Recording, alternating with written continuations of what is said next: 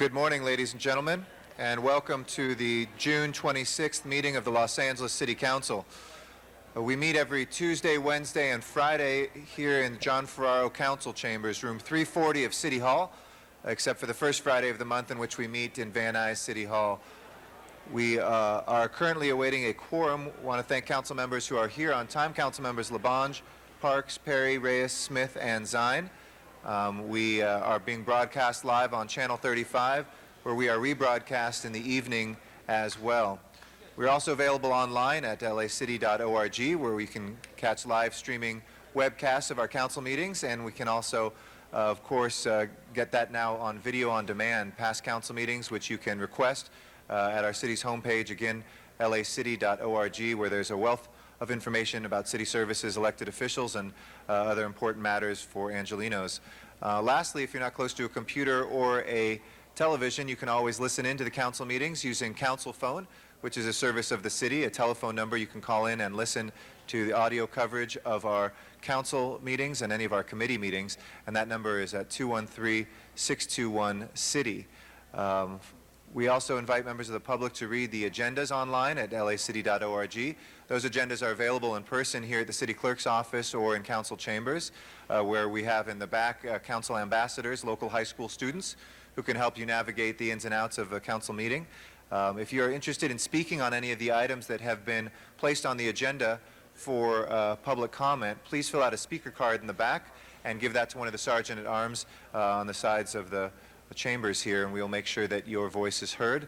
And finally, if you have comments on general items that are not on the agenda but nevertheless are under the jurisdiction of the City Council, we're happy to hear those general public comments too if you fill out a speaker card and hand that to one of the sergeants-at-arms.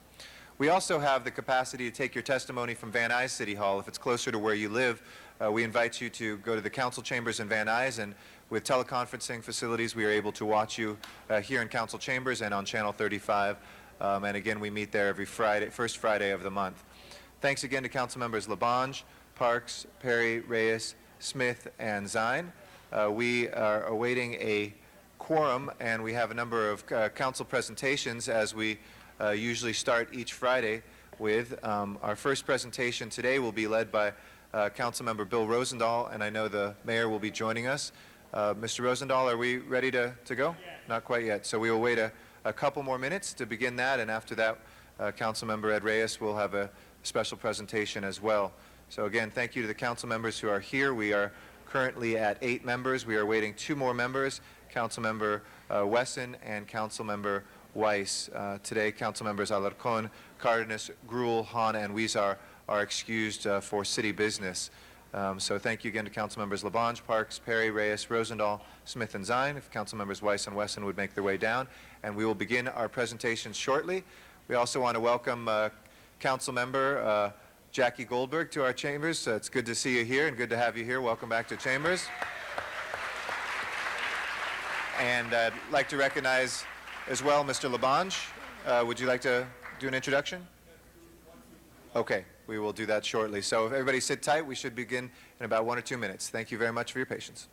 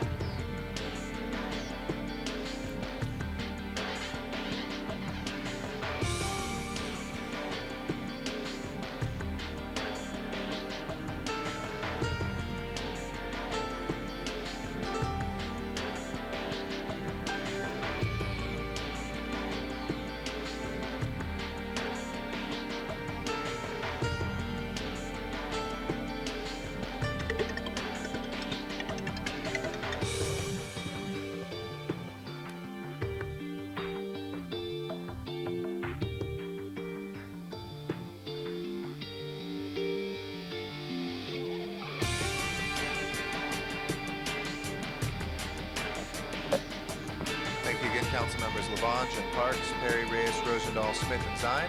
Mr. Wesson make his way down, and I know Mr. Weiss is expected at 10:30. With the two of them, we will have a quorum. We're just awaiting the mayor, and we will begin our presentation. Mr. Rosendahl, you ready? Okay. I'd like to recognize the council member from the 11th District for a very special presentation today. Please welcome Councilmember Bill Rosendahl.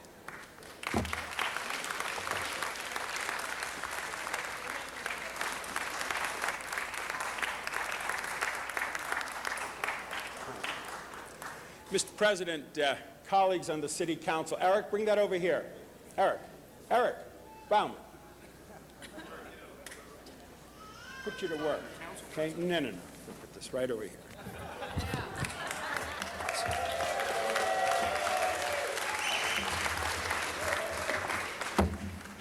As we know how to be creative and artistic and make things happen. And frankly, the world needs to see us today as we are. We are the rainbow. We are the rainbow of society. We are the people from all over the world who are right now on the verge of getting our basic civil rights. We've come a long way in the last 50 years. We still have a way to go. Where do we have to go yet in this great country? Well, we don't have the ability right now, because of don't ask, don't tell, to be in the military. That is unacceptable. We don't have gay marriage in this great country, except for Massachusetts, which finally was one of the few places that said it may happen. San Francisco did it early on, which really created an energy we never had before. But this is a great moment, and right now we want the West Coast Singers, would they please come on up and make their music right now that they're about to do, and then we'll go from there. Please.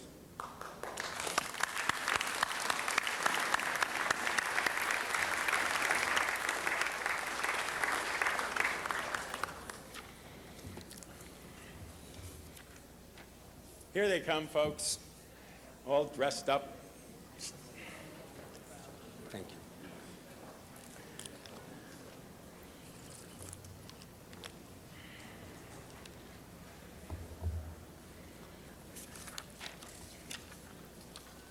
While they're assembling themselves, know this, that today is pretty much the end of Gay Pride Month in the city of Los Angeles. We have been celebrating Gay Pride as we began to become proud of ourselves and realize that we are as good and as decent and as normal as everybody else, and that pride has spilled over into our great region, our great nation. And this is the last day, more or less, of the month of June, where in LA City we celebrate Gay Pride. Please, love to hear you. The West Coast Singers, everybody.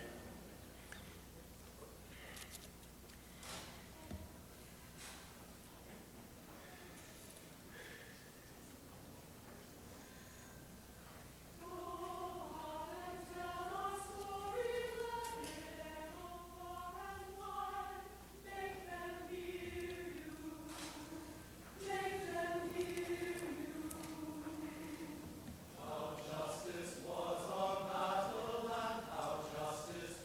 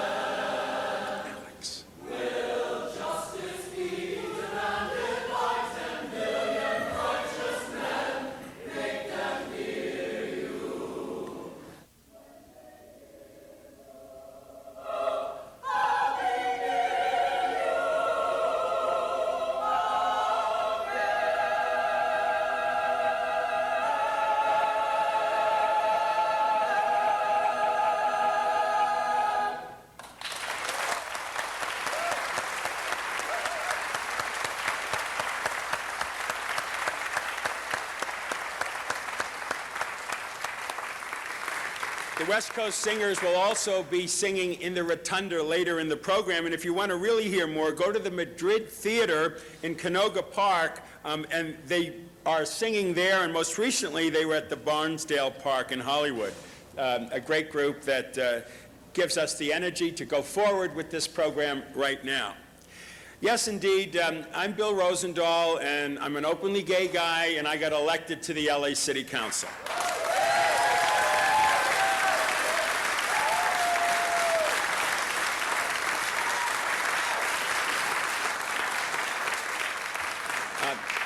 The real trailblazers were Joel Wax and Jackie Goldberg.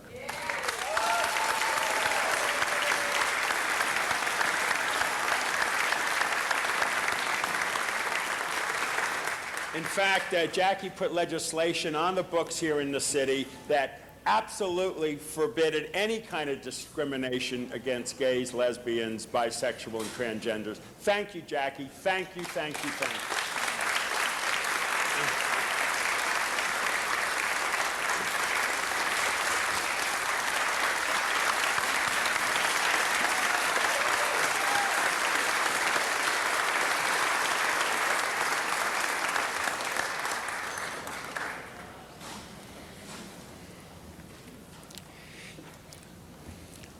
The mayor will be coming shortly, and before he comes, I'd like to make a few comments about where we are today. I'm 62 years old, so I've lived within the dark shadow of being gay back in my youth, when I was going to Christopher Street and going to the Stonewall.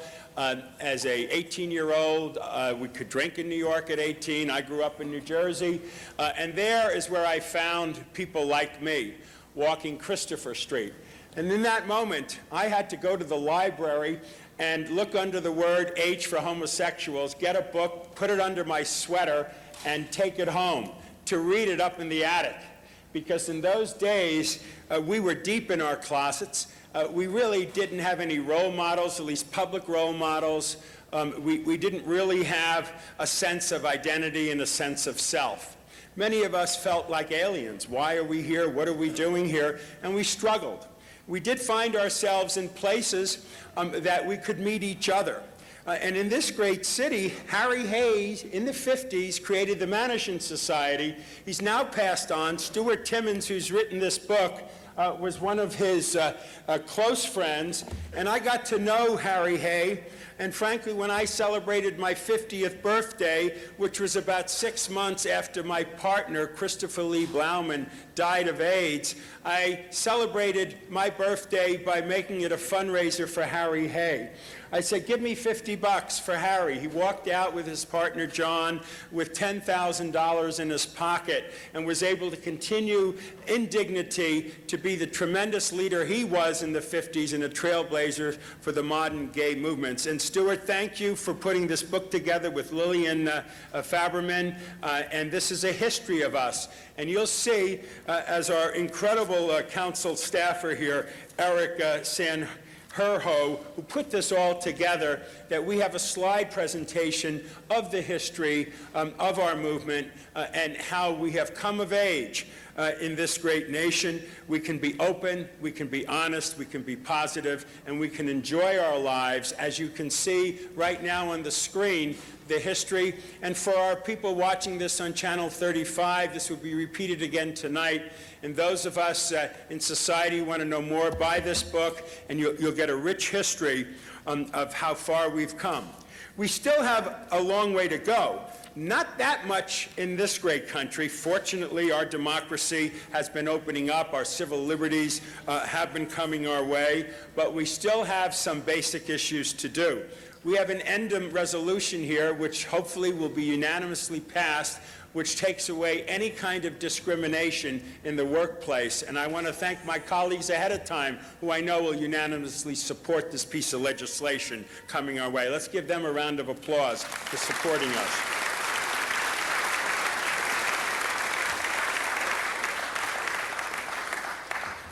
But as I said, gays in the military, no right to marry in 49 states, hate crime legislation still needs to be passed, suicide among the gay, lesbian, bisexual, and transgender community is too high. Homosexuality is illegal and punishable by death, as I'm standing here in many countries on this planet. I've traveled to 52 countries, and I can tell you there are places where we are not accepted and our civil rights do not exist whatsoever. And that is where we need to be fighting on the international front. But here in Los Angeles, thanks to our leadership here in this city and in the county, in the region, and in the state, I want to thank Sheila Kuehl, who's not here, for her leadership up in Sacramento. She's been fantastic.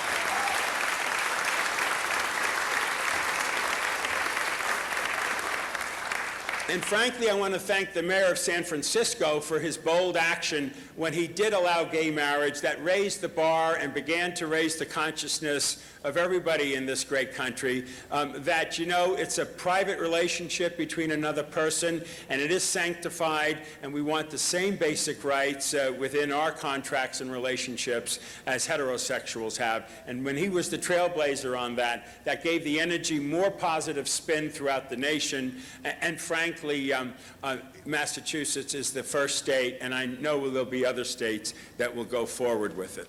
Last week, we talked about AIDS, and we talked about the future of AIDS, and Steve Simon has done a great job. Thank you, Steve, for what you've done in the city.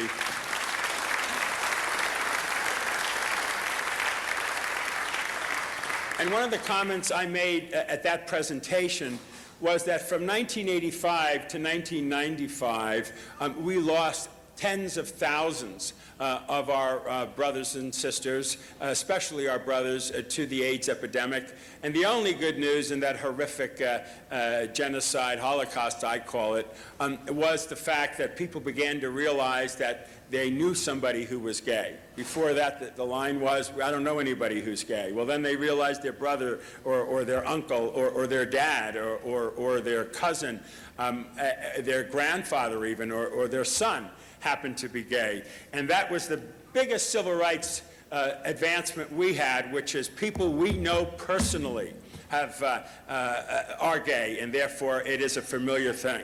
The mayor is walking in, and I want to introduce our great mayor. When he was up in Sacramento, he led the fight for basic civil rights and basic legislation.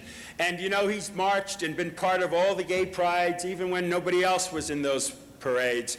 He is a person who doesn't discriminate against anybody. Some of his more senior staff, members of his commission, are gay, and you know, what he cares about is can they do the job, whoever they may be, and their sexual orientation is a personal situation, and frankly, he embraces all of us. It's a great honor to bring our mayor up right now, Antonio Villaraigosa.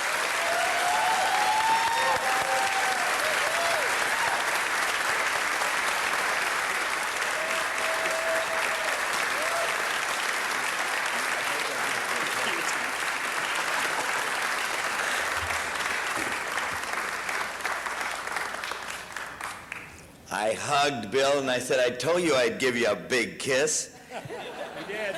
And I did. Let me just say to Bill, thank you for leading the way. You know, they say that when you open up the door for one of us, you open up the door for all of us. And Jackie Goldberg, who I understand is here today, Right here. I'm a council member, great leader, great friend, was the first openly lesbian to serve on our city council, but you were the first to run openly as a gay man, as a man who believed very strongly that it was important to stand up and speak out. And you've done that. And for you to come to this council today for the first time, where we openly acknowledge the important contributions of the GLBT community here in Los Angeles is a real hallmark and a real indication of why it was so important to have someone like you on our city council. Let's give him a big hand. Bill Rosendahl, Pride Month. I need that picture, please. I need the picture. You know, can I have the picture for a second? The picture? the picture that you're going to show me? Hey, everybody. All I know is this. You know, I don't know what happens. Tori Osborne, I'm sorry. By the way, if it wasn't said, I understand that no mayor ever has had as many gay and lesbian members of their staff and appointments than I have, and I feel very, very good about that. And Tori Osborne's leading the way. But you know, everybody, I missed my first gay pride parade in years. You know, I love going because I get these guys who standing along the way and they do numbers for you. And I always get a good number with them, so makes me feel good. But lo and behold, you know, I hear my good friend Mr. Zine was there with Mr. Garcetti. Can I show you, everybody? It is beautiful. This is Zine and Garcetti. He's got the What a beautiful pair they make. Here they are again. I mean, what happened to me? You know, a threesome. Hey. No comment, folks. Look at Mr. Garcetti. Let me just say, it is important in these times that this city speak to gay pride. Thank you. Oh, there they are. These are the real photos, everybody. Don't they look great? Aren't they great? Aren't they beautiful? We love them. Yeah, I want one of these. Let me just say that in these times, in America, in all seriousness, you introduced me, Mr. Rosendahl, as the author of AB 1001. It was a struggle for more than a decade.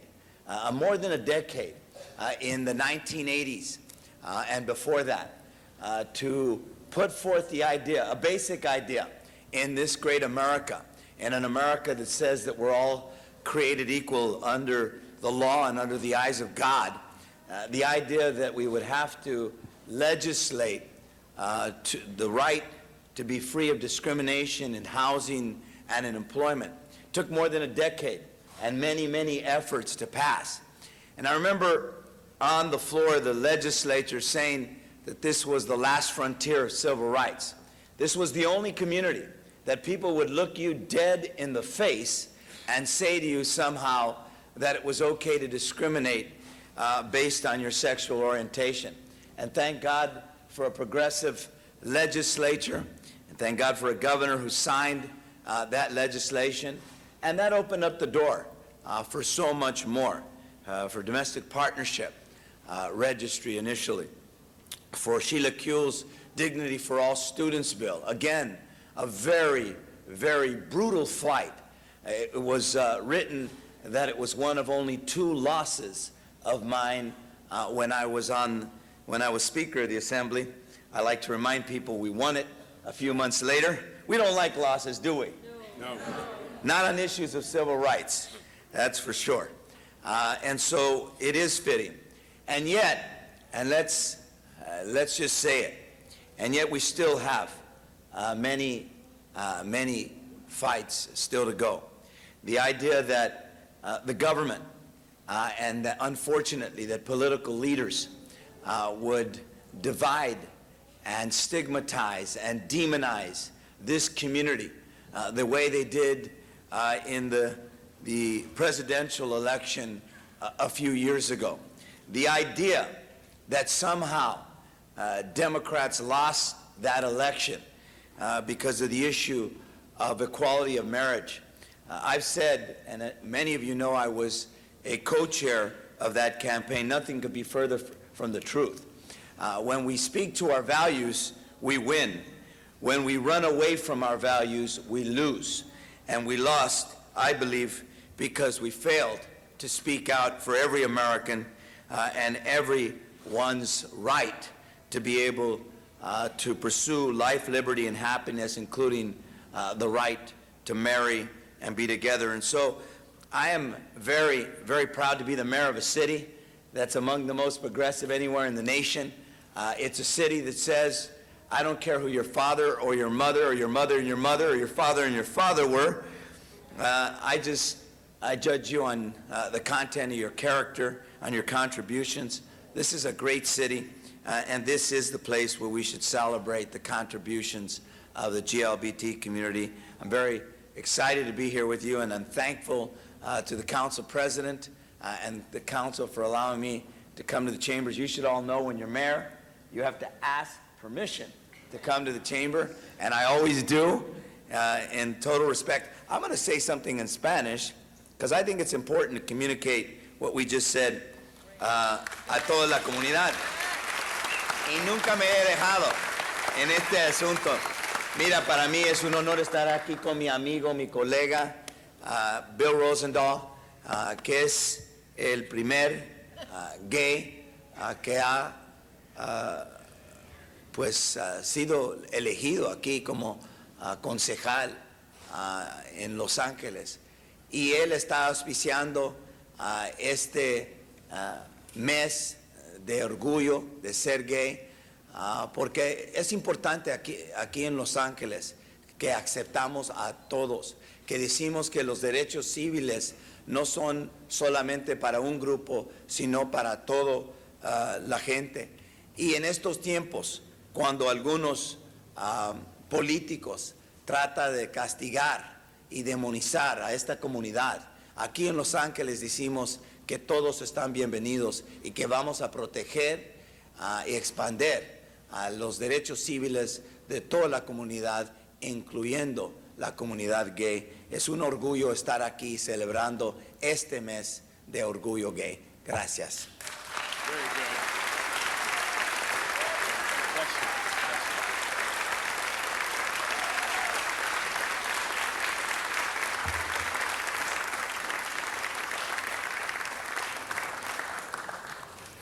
Thank you, Mayor.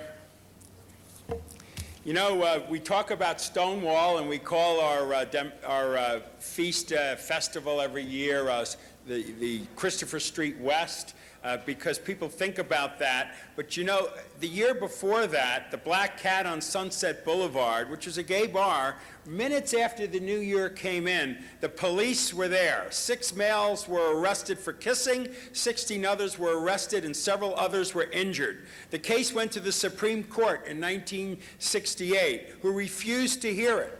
This crackdown was followed by an LAPD raid later in The Patch, which was a gay bar in Wilmington, which was immediately met with protest. In the late 60s, as we were all involved in the civil rights movement, the anti-war movement, the beginnings of the modern-day gay civil rights movement began.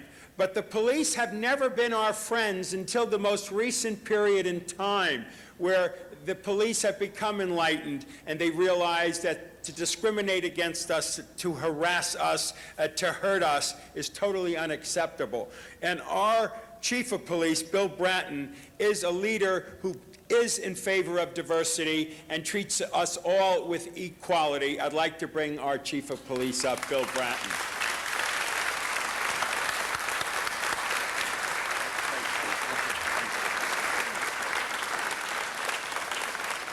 If I could, I know there are a number of officers who are openly gay, lesbian. If I could ask them to come up and stand with me as I make my brief remarks to the council.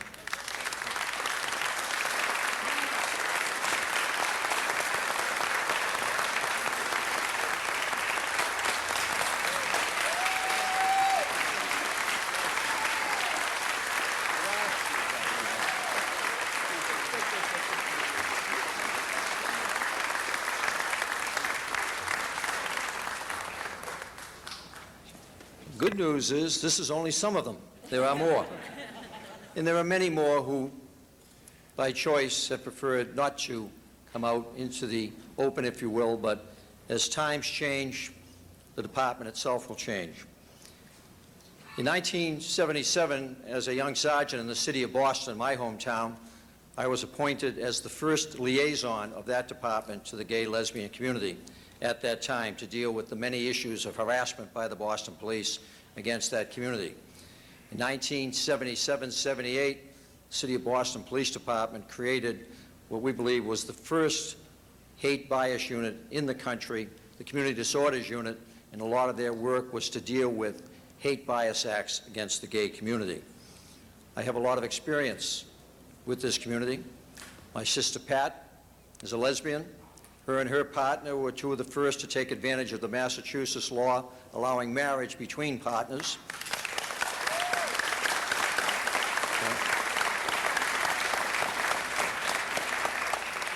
They have a wonderful 16-year-old son who, along with my son, David, is one of the joys of my life, an extraordinary young man growing up in the new age, the new era, if you will. And I can remember as a Boston police superintendent working with the postal authorities to investigate. Both my sister Pat and her partner were employees of the post office and were subjected to tremendous harassment within that agency against them because of their sexual persuasion.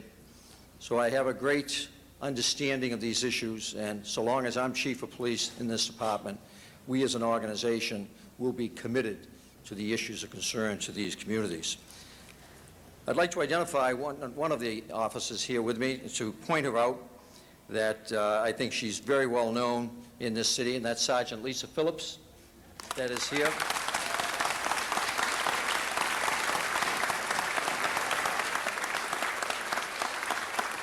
I point her out for several reasons. A Medal of Valor winner, that she was the department's first liaison to the gay, lesbian community, 1993. The recruitment effort, 1994, she became the department's first official liaison to that community. And she has worked tirelessly. You will see her at every recruiting event along with many of the other officers here. She has worked along with them to advance the idea that the Los Angeles Police Department is an organization that is opening itself up and that we are actively recruiting, and I'll take advantage of this, that we are actively recruiting.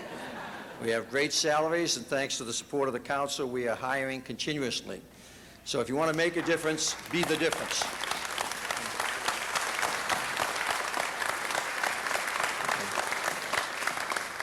Well, Bill, thank you so much for this opportunity to showcase some of our finest and this community's finest. Thank you, Chief. Thank you. Thank you very much.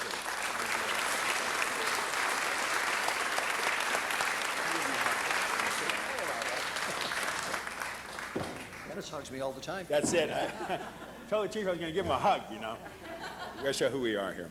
You know, when the mayor came mayor, one of the great achievements, in my opinion, of his administration for the last 2 years has been appointing people to commissions and boards that reflect the community, people who will make a difference on those commissions.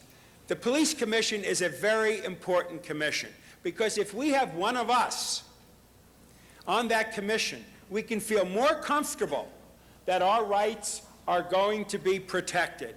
And we have that great commissioner here with Shelley Friedman. Come on up, Shelley.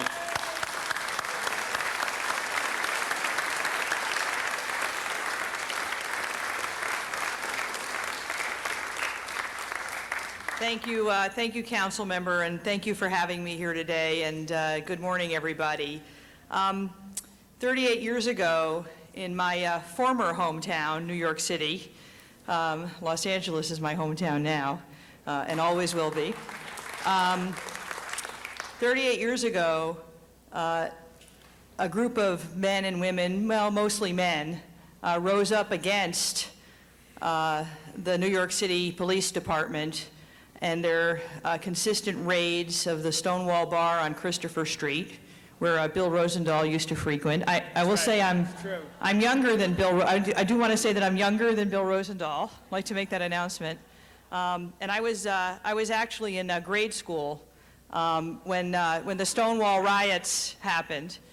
But I was, at that time in my life, already knew that there was something different about me. And I was 10, for those of you who are still wondering, who want to do the math. I knew at that time in my life that there was something different. And maybe at that time, it felt like there was something not right. And I think that for many of us who are here today in this room, in this chamber, and watching on television, who grew up gay and lesbian, bisexual, transgender. We all know that feeling, the feeling that I'm talking about, that feeling of isolation and loneliness, and that something just isn't quite right, and not really understanding it. And as I grew older, I came to understand that, and one of the things that I realized with the help of an incredibly loving and wonderful family and incredible loving and wonderful friends was that actually this was something incredibly right with me, that this thing that felt different was probably the best thing about me. And so 8 years after those Stonewall riots, when I graduated from high school, I marched in my first gay pride march in New York City, and I marched in every one of them for the 20 years or so after that I lived in the city. And I'm proud to have made almost all of our marches here in Los Angeles, and for the handful of years I lived in San Francisco before I had the good sense to move to Los Angeles.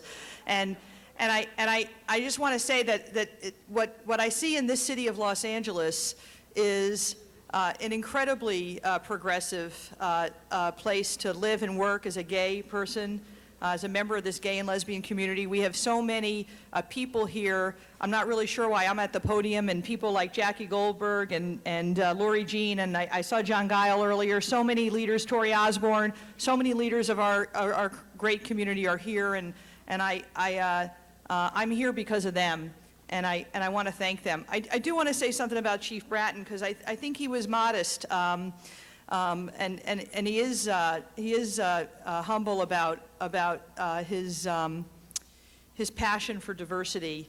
I've worked with this man for a couple of years now, and 30 years ago, as I mentioned, when I was marching in that first gay pride march that I marched in New York City, he was the first gay and lesbian liaison officer in the Boston Police Department.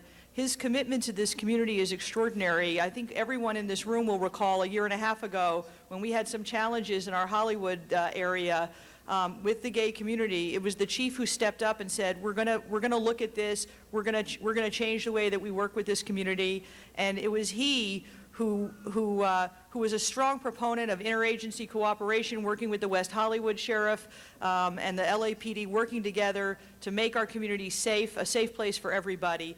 And I'm honored to work with him. He's a great champion for our community. As you all know, our mayor's a great champion for our community as well. And it's my pleasure to serve as a Los Angeles Police Commissioner.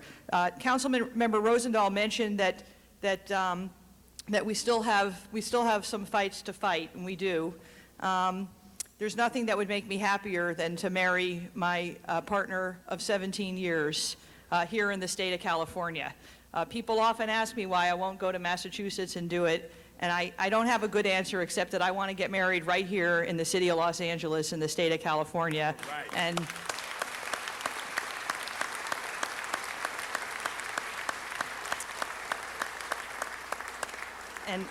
And I think that here in our city we understand that marriage equality is important. We understand that separate but equal is not good enough for our community. So thank you everybody for being here. I want to tip my hat to Sergeant Lisa Phillips and all of our gay and lesbian officers who are here today. And again, as long as we're getting some free TV time, I want to echo the Chief's comments, we are recruiting and we have great jobs at great pay. So thank you.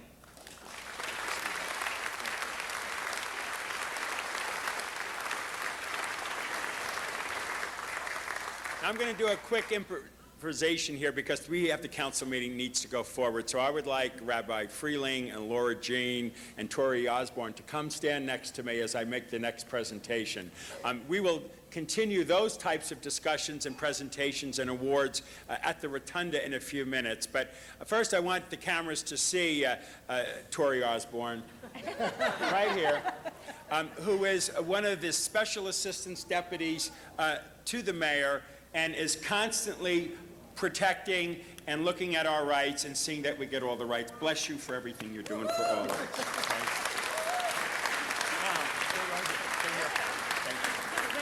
Now, Laura Jean runs the Gay and Lesbian Community Service Center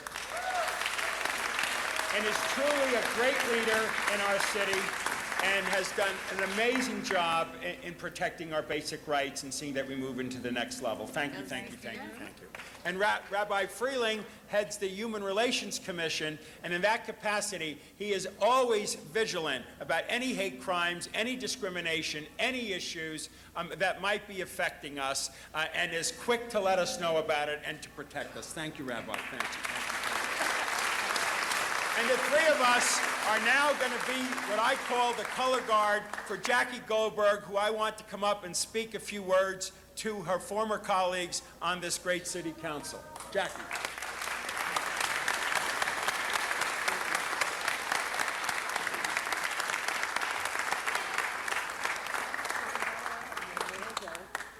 We'll flank her. There we go. I like being flanked. That didn't come out too well. Maybe we'll let that go right down. Mr. President, members of the council, and of course the Honorable Council Member Rosendahl. First of all, I think it's a wonderful thing and long overdue to have something done here in the City Hall chambers. And my only regret is when I first heard about it is, why didn't I think of that? But I didn't. And so there you go. Great ideas just keep coming up. It's important to do this because while we've come a long way, certainly in Los Angeles and in California, there is still a long way to go. I was reflecting, we couldn't exactly remember when the Briggs Initiative was, but it was sometime in the late 70s, 78, we got it exactly, 78. And that's when I first came out to the faculty at the high school at which I was teaching, because the Briggs Amendment, for those of you who don't remember, but I will never forget, said that if you were gay or lesbian, you couldn't teach. And that's what I was. I was a high school teacher. A high school teacher with a 3-year-old child that I was the sole support of. And I thought, oh my God, there were a few people on my faculty who kind of knew that I was probably gay, but they weren't sure. And I thought there were maybe a couple that I thought were probably gay, but had never asked. And suddenly, I actually believe that people who were friends of mine and who were colleagues of mine were going to vote for the Briggs Initiative. I thought, oh my God, I really never meant to have my personal life out here in front of everybody. I'm a private person. I've always been a private person. But I thought, I don't have any choice. This is so little by little. I didn't make any big, bold announcements. Little by little, I went through the faculty and told them that I really hoped they would vote no on the Briggs Initiative, because I, as a lesbian, and oh my God, I want to tell you how hard it was getting that word out of my mouth. It just, lesbian. A gay woman was a lot easier, I'll tell you that. Gay woman was a lot easier. But I, as a lesbian, was relying on them to stand up for me. And boy, terrified. Only 1 or 2 people kind of became a little cooler to me. The rest of them, a couple of them said, I knew that. Not too many, though. And the interesting thing is we found out, I think there were 5 gay members of our faculty, 2 of whom I had predicted, 1 of whom I predicted wasn't, and a couple who were so deeply closeted it would never have occurred to me that they were gay men. I tell you this story because it's coming out that has made the biggest difference in our community. And I'm sorry that it took the AIDS epidemic for that to happen, but it really does make a difference. I remember when I ran for city council as an openly lesbian woman, and people were critical of me because I didn't just jump right into it and say I was lesbian. The community was very upset. But I wanted to remind them that I had a son who was in high school, and that when you are gay or lesbian and you have children, it isn't just you that gets the brunt of it. It's your children. This society comes after your kids. And you can't understand, unless you've been there, what it's like to know that just because of who you are, that your child may suffer. And my son did. When I was on the school board, And we decided, Roberta Weintraub, bless her heart, I wish she were here today, and I, she on the right, me on the left, we decided if we did this together, nobody could stop us. We actually provided, I think, the most important and the very best protection for persons with we didn't call it HIV, but persons living with AIDS, whether they were students or whether they were employees. And I took a lot of guff for that, and my son was beaten up at his elementary school because these were kids who didn't even understand what the issue was, but they had heard that I was protecting fags. And that it was, and if I was protecting fags, that his mom must be evil and vicious, and they beat him up. Well, they only did that once. My son's fairly big, but he had been taught not to fight. Well, after that, I said, well, at least you can defend yourself. You don't start it, but if they hit you, don't get the crap beat out of you again. And he never did again. I tell this story because people don't get it, that this kind of hate affects your whole family. It doesn't affect just you, and it affected those little children who, without even understanding the word fag or anything else about it, were willing to hit a kid because of who his mother might be. Now, that's just not acceptable, and yet it still goes on today. It goes on today in spite of good law. Kids in high schools, boys in particular, who don't run fast enough around the track are called either one of two heinous things: girls or fags. That's it. Those are the choices if you don't run fast enough and you're a boy, if you're not strong and big and strapping. Well, that's unacceptable. We have got to clean up our act. It is important that we treat everyone with dignity, and that includes not only gay and lesbian, bisexual, and transgender kids, but everybody, African Americans and Latinos. I don't know if you watched that debate last night, but it was about time some of those questions got asked of presidential candidates. And I think that we saw in the Supreme Court that nothing is permanent when you make victories, that they could just blithely, with a stroke of a pen, turn back Brown versus Board of Education in the Supreme Court, means that nothing is permanent. No gains that we make are permanent. It means we are all compelled to continuously be in the struggle for the human rights of everyone, of everyone, of everyone.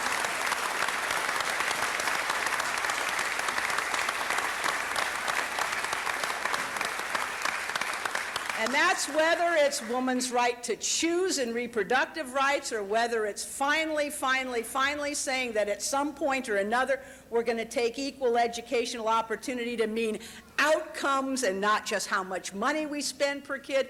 And that's what it means when we mean that we want to do harm reduction. We need to get rid of the war on drugs. I mean, after 40 years and billions of dollars, we went from 170,000 people incarcerated to now more than 1.5 million incarcerated. And are we any safer as a result of all of that war on drugs? 70% of everybody in prison is there for a drug-related issue. And you ask me, why is all this connected to gay and lesbian pride? Because nobody's rights are safe unless everybody's rights are safe. All right.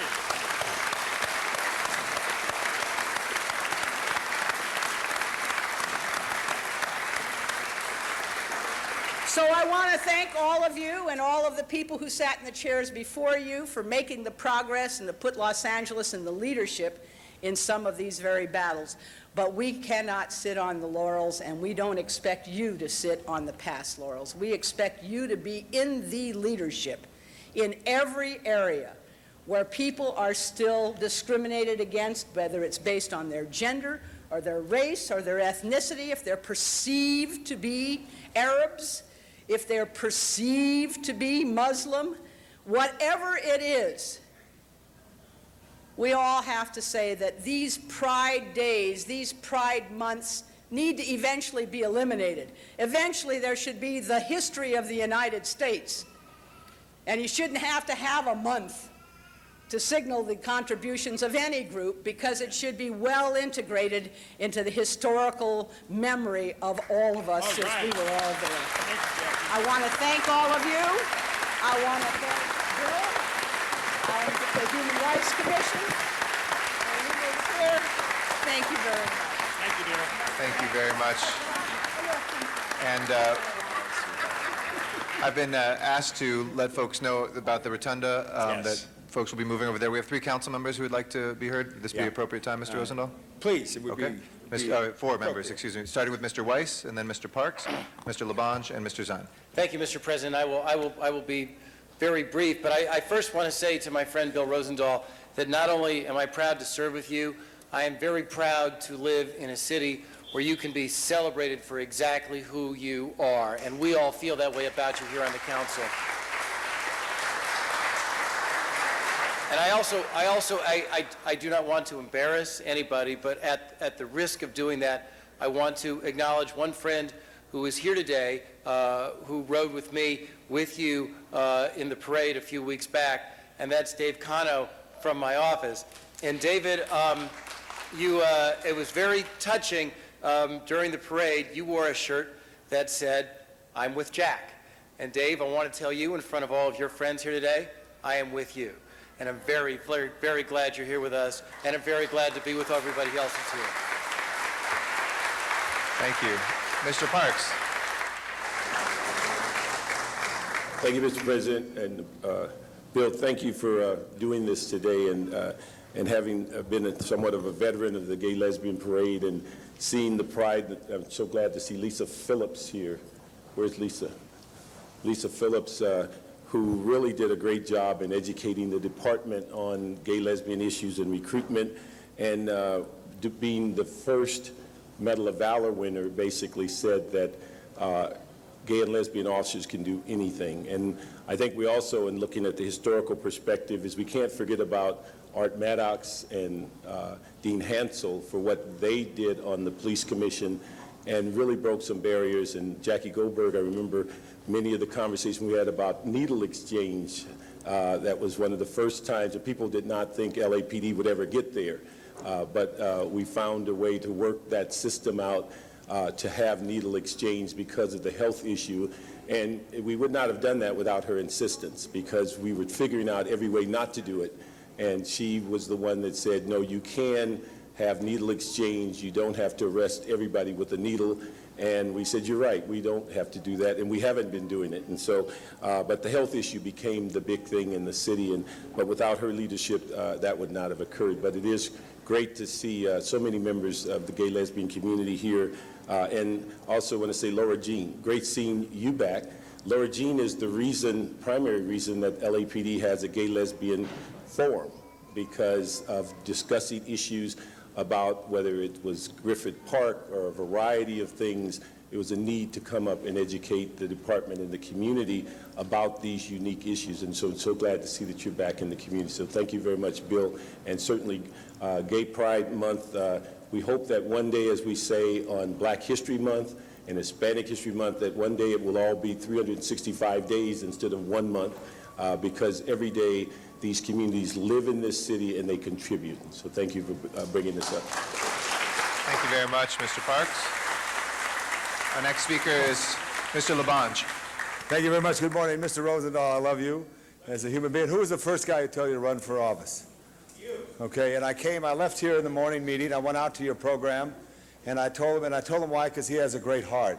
And I think to serve the people, you have to have a great heart. Give Bill Rosendahl more love right now, okay?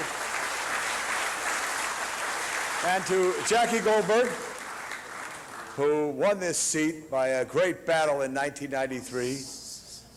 She won by, 295 votes. You know, a young guy from Marshall High, worked real hard, but she worked harder. And I lost by those votes. It was me. But Jackie, I love you. And we had great success this week. And it had nothing to do with your comments, but we finally got the track fixed at John Marshall High, so that's so important. But what's so important, and Bernard and Jackie said it too, while you talk about days, I like days. I like days. I like 4th of July. It's everybody's day on the 4th of July. That flag is there because that flag is there.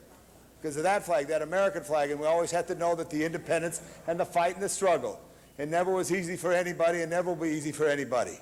But through the struggle, we're better people, as all. And I'm proud to represent the city of Los Angeles all the way, and I'm especially proud to represent my neighborhood, which I've grown up in all my life, in Silver Lake, which has always been a welcoming community of all people, which I think is the community that has really helped a lot of good things happen. That and Echo Park and other neighborhoods has always have that.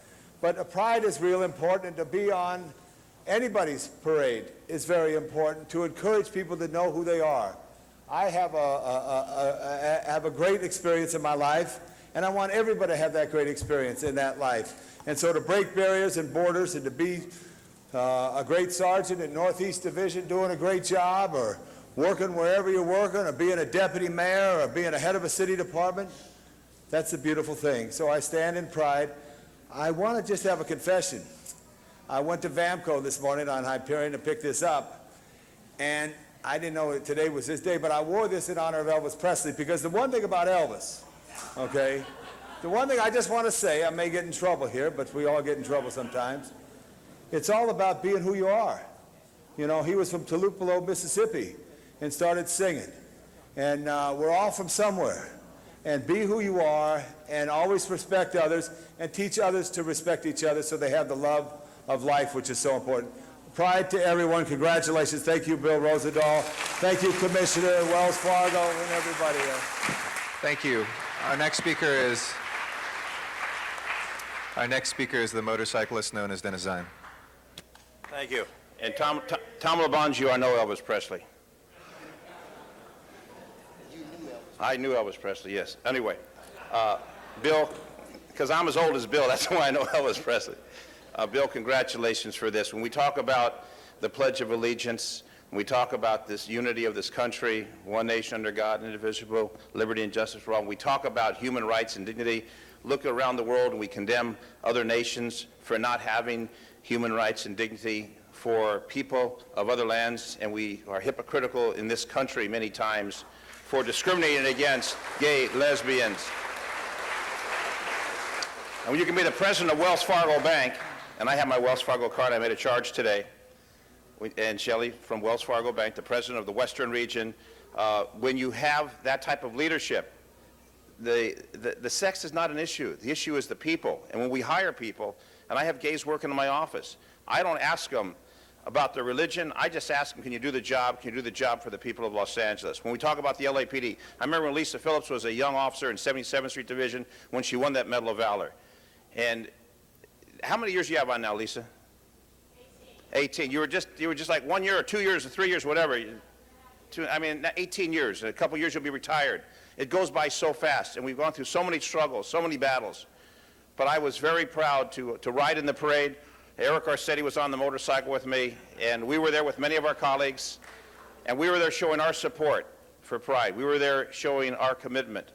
And Bill, you have led that crusade.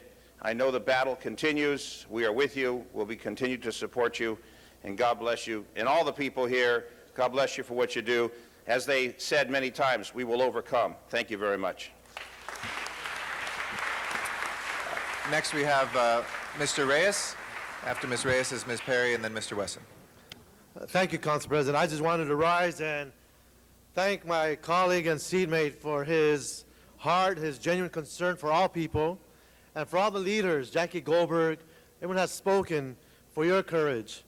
I know when I went through the process of establishing Las Memorias, a wall that essentially speaks to how we honor those who have passed away because of AIDS, but how it is a health issue for everyone, not just one community.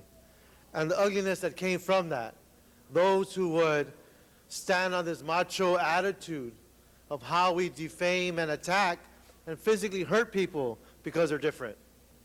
I know my son was a 7th grader, and he was attacked several times at his grammar school because his dad was supporting Las Memorias. So how families get affected is real. How we react is real, but just as important as how we stand together is real. And that's what will make change in our communities, in our city, indeed in our country, if not the world. Thank you for your energy, and thank you for your effort. Ms. Perry. Thank you very much, Mr. President. There's just a couple of quick points I wanted to make. Why is gay pride important to everyone? Because as we raise the profile of issues within the gay, lesbian, transgender community, it teaches people about things that they may not understand or they may not know, but it affects all of us. And one issue that I want to highlight is the importance of creating a society that doesn't cause people to have to live underground or in the closet. I know Mr. Parks and Mr. Wesson and I have done a lot of work and outreach on the issue of African American men who feel that they have to live on the down low, and the effect that it has on women, and the rate of HIV and AIDS within the minority communities for African Americans and Latinos, and particularly women, is on the rise, and still a very threatening specter to people. And I think that Gay Pride and Pride Week can go a long way to changing and transforming our society so that people don't feel that they have to hide. And I also want to highlight the fact that I do believe we had made progress when I can look at my child and her peers, and they have friends who have two parents who are of the same gender, and they say, oh, she's lucky because she has two mommies, or, you know, she's lucky because she has two daddies, and they think nothing of it. I think it does speak volumes about the progress that we've made, and that as we continue to propagate ourselves, eventually hate dies out and freedom will prevail. And then the last point I want to make is to Mr. Zine, who is a big, beautiful man with a big, beautiful motorcycle. But, no, but you know, given that you're big and you're beautiful and, you know, you're at age, it's time for you to consider getting some relaxed fit chaps.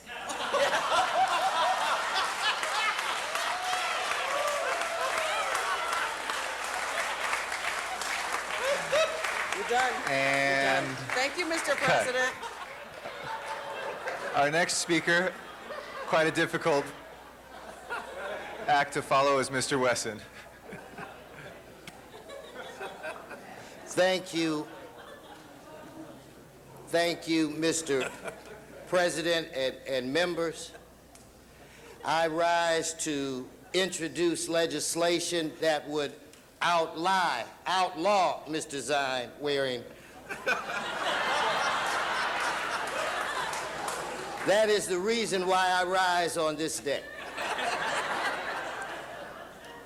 God, I can picture that. I got something in my eye.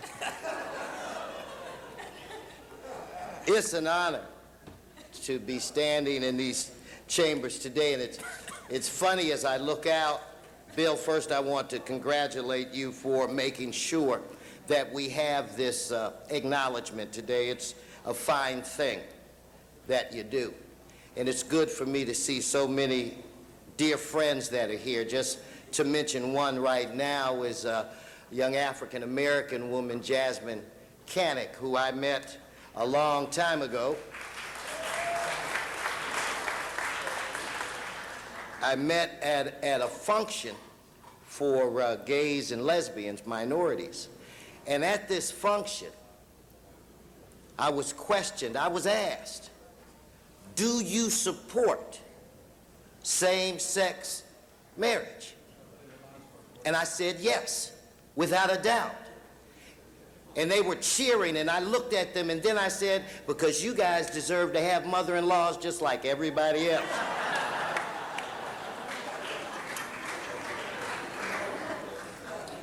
To see my dear friend Eric Bauman that's here.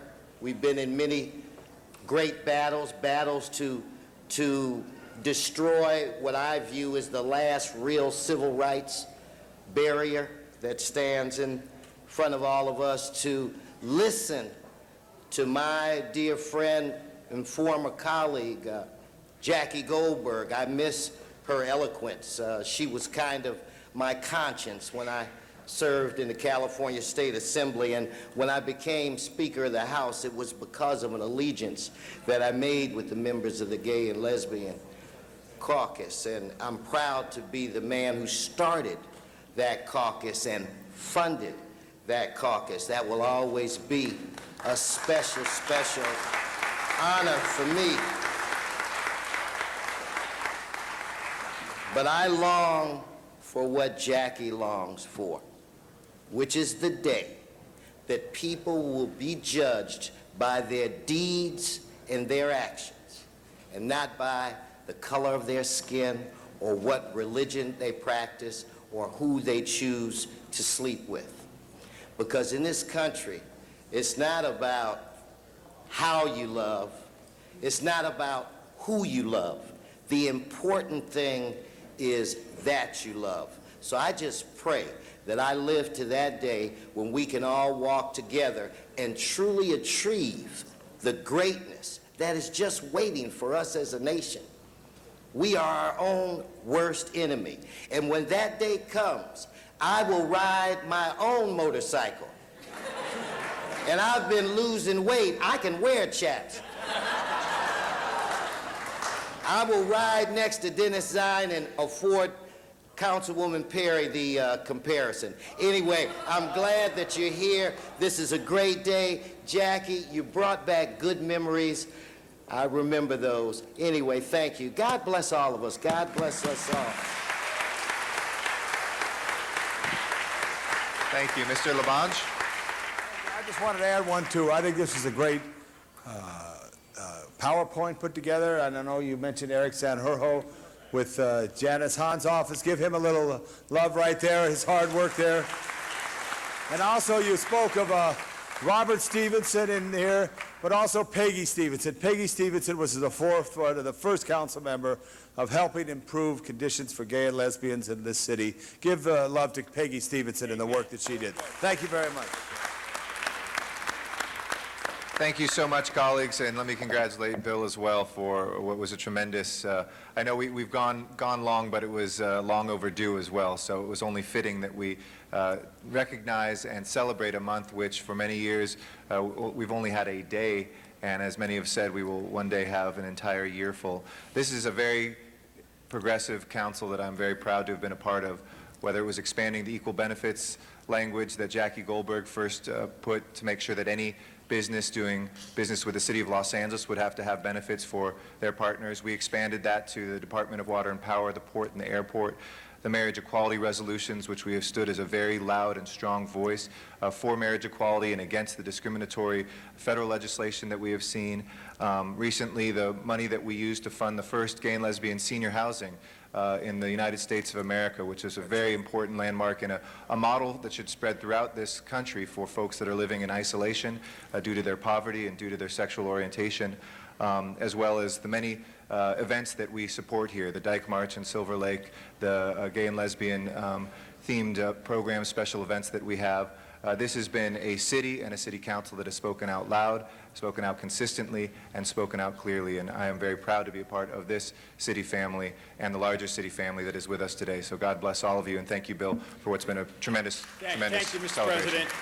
In concluding comments, I want to thank all my colleagues who got up and spoke. I want to thank my colleagues who came to Gay Pride. We had the largest turnout. I know next year will be even more. And I want to especially acknowledge my Chief of Staff, Mike Bonin, Len Wynn, Jen Muffin, and Chad Molar, open gays and lesbians on my staff that have been effective leaders in this great city.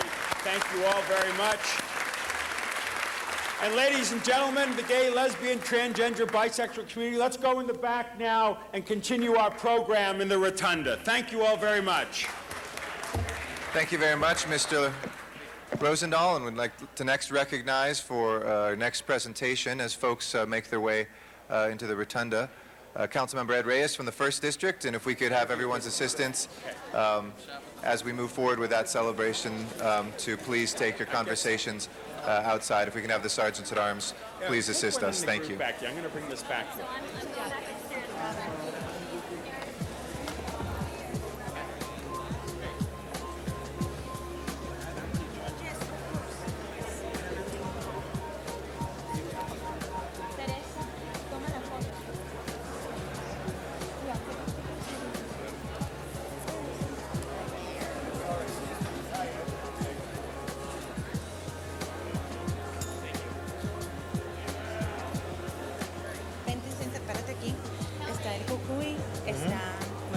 Jacqueline Cacho. Sí. Yo soy la National Spokesperson trabajado muy de la mano con Gil Cedillo y usted para hacer esto. Y le agradezco. Qué pena que los medios están yendo, pero ni modo. So Jacqueline, ¿cómo se llama? Jacqueline Cacho. C-A-C-H-O. Yo soy la Nacha.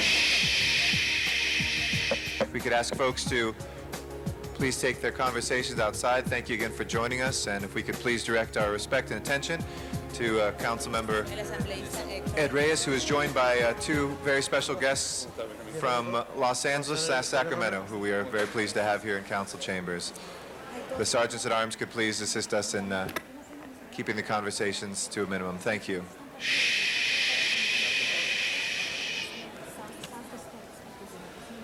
Thank you, Council President Garcetti. It's my honor to participate in a grand campaign, La Gota de la Vida, the drop of life. I'm joined by our Honorable Senator Gil Cedillo, our Assembly Member Hector de la Torre, and I know Senator Kevin De Leon is here in spirit.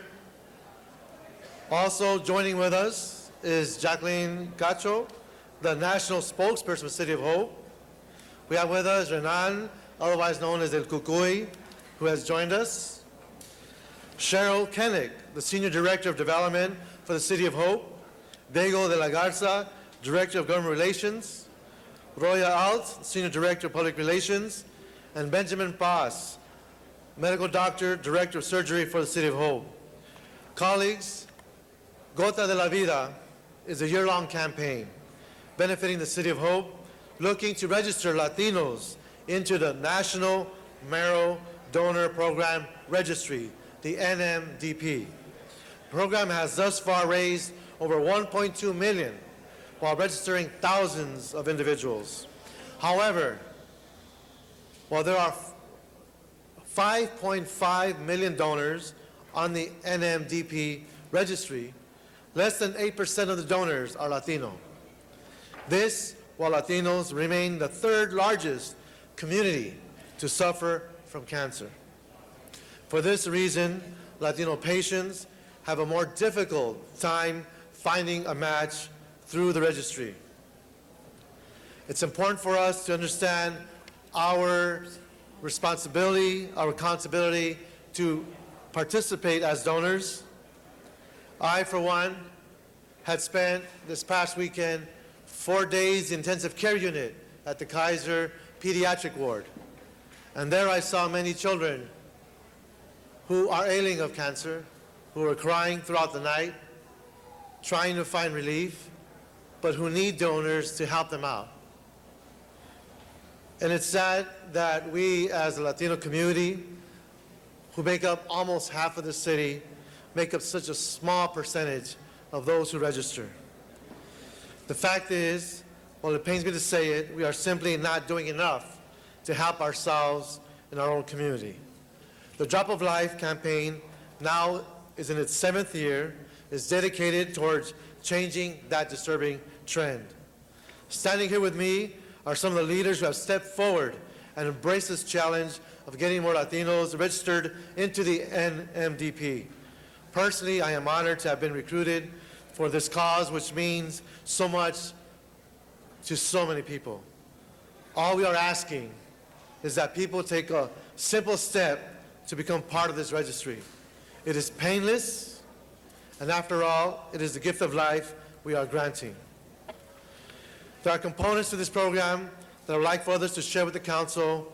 So at this time, it gives me great pleasure to introduce one of the leaders I spoke of earlier today, Senator Gil Cedillo.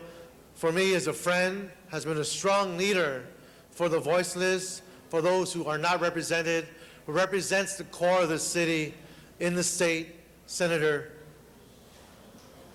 Gil Cedillo.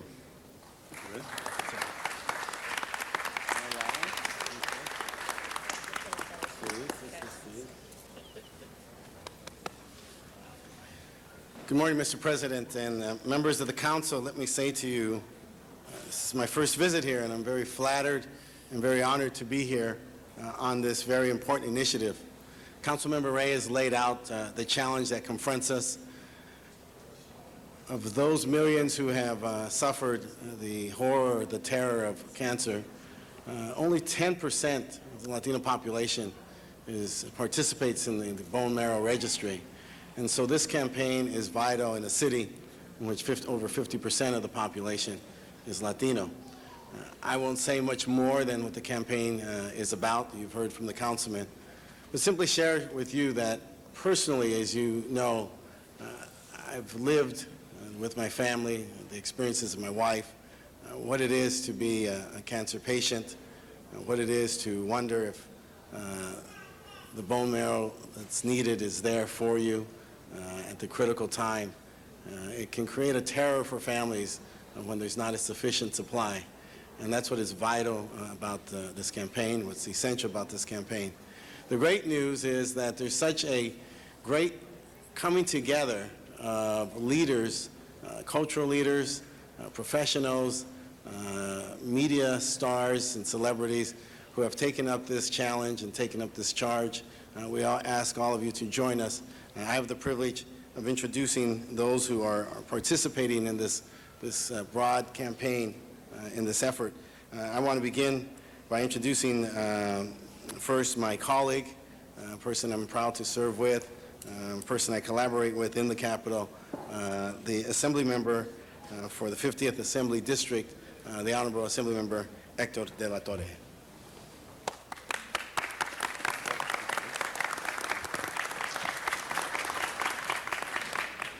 Thank you very much, Gil. Thank you very much, Ed.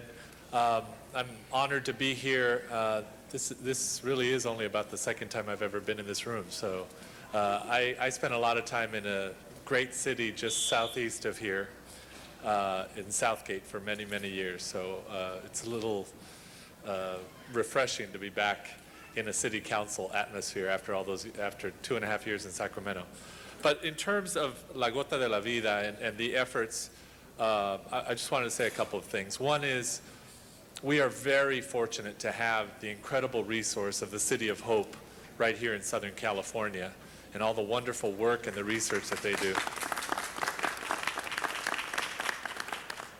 And when you have a resource like that, I think we all assume that with healthcare that we have all this incredible technology, all this ability to help people and save people. But sometimes there are issues that are outside of the control of the doctors and the incredible medical system that we have. And in this case, it is bone marrow. You can't manufacture it. You need to have donors. And in that regard, I think it's very important for us to understand the changes and what it means to be a bone marrow donor. All you need are two things, a mouth and a hip. It is no longer necessary to have blood taken to put you into the registry. It's a swab that goes in your mouth, and that is how they register you for the program. And if at some point you are needed, then they contact you and they take the bone marrow out of your hip, not out of any other part of your body. And I think that's important for people to know because there's a lot of fear around what it means to be a bone marrow donor. I know I had it, and last year when I hosted one of these events, seeing what was going on there and being able to understand more about the issue, I became a bone marrow donor at that first event. I hosted another event this year, just a couple of weeks ago, where we had people from all over the community showing up and offering to be donors. So it's part of an education campaign that will, I know, save lives in the long run. And thank you all very much for helping us to be here and to acknowledge this great, great effort to save lives. Thank you.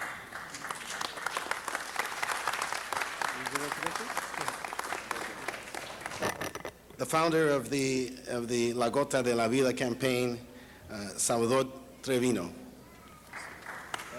Thank you very much. I want to thank everybody here in supporting this cause. I really want to also help us get together through the month of hope that we're celebrating. We've been able to have many matches, and we have registered thousands of people. And as we have heard, there is no substitute but for us to participate and be able to to register. If there is no names available to match, there is no possibility to do this. And I want to thank the City Council and the members for recognizing this and helping us come together and make this into our 7th year, the most successful Hispanic bone marrow drive in the United States. Thank you.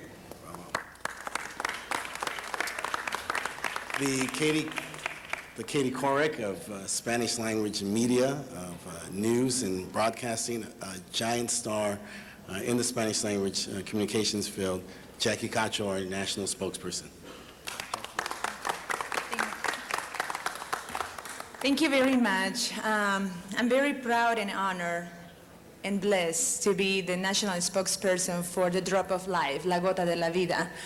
In my career, being a journalist for 15 years here in this wonderful country, I learned so much about the necessities in my Latino community.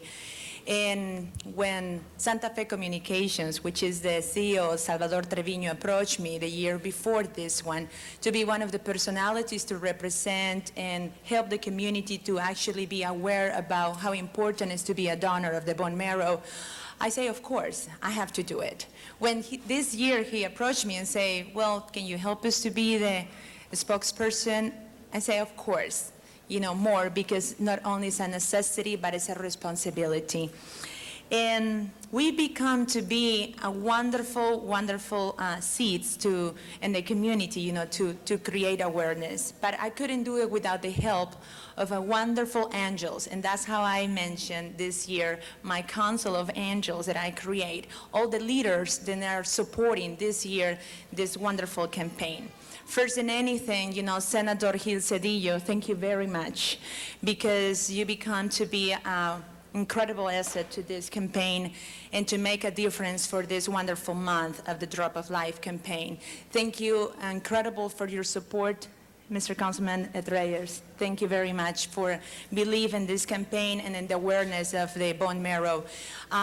Especially thank you very much to Assembly Member Hector de la Torre, because of all the work, and he's been very supportive, with this idea. And I have to say, I have a person here, he's an air personality, everybody knows him, and he have the time, he's been having the time, even though his schedule is so busy, to be in every event that we were, doing this movement. And I want to say publicly, thank you very much, Cucuy Renan Almendares, for being here, because he has done so much for our community. And I'm the spokesperson for the Latino community, so I want to say something in Spanish, because, I know this is in the TV station, it's on Channel 35 tonight, and quiero decirles que me siento orgullosa y bendecida por ser parte de esta hermosa campaña. Es una labor muy ardua, muy difícil, porque no estamos pidiendo dinero, estamos pidiendo vida, estamos pidiendo que ustedes nos ayuden. Y gracias a todos los líderes, tanto del Concilio de la Ciudad de Los Ángeles, como también del Estado de California, esto va para el senador Gil Cedillo, que está apoyándonos grandemente. Gracias por estar haciendo esto posible, de poder llegar a los medios de comunicación, de poder llegar a la comunidad en una necesidad tan grande. Es una realidad que confrontamos miles de latinos.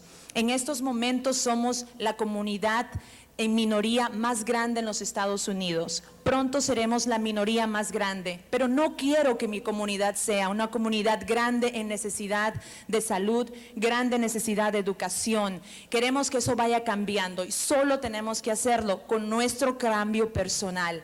Ojalá que todos se unan este próximo 14 de julio. Los invito al Festival de la Gota de la Vida. You guys are invited as well to the festival, July 14th, all the representatives. I definitely want to encourage you guys to be part of this wonderful festival, the Life Festival. It's Festival de la Vida, July 14th. It's wonderful artists and are going to be part. Hermosos artistas que están donando su tiempo este año, como Joan Sebastián, como Cristian Castro. Está viniendo también Graciela Beltrán. Están viniendo Morrison, que está aquí. Gracias por estar aquí presente. Están viniendo muchos artistas que se están uniendo. Únanse con nosotros porque su liderazgo es importante en esta campaña. Thank you again. Thank you very much for your time. Thank you to all the people that has been working behind scene We have a great PR people that has been supporting Santa Fe Communications. Thank you very much to all the team. Thank you, Renan, for talking every morning in the radio and inviting everybody, to the wonderful festival. It's July 14, and like I always say, unidos sí podemos hacer un cambio. United, we definitely can do a change. Thank you very much.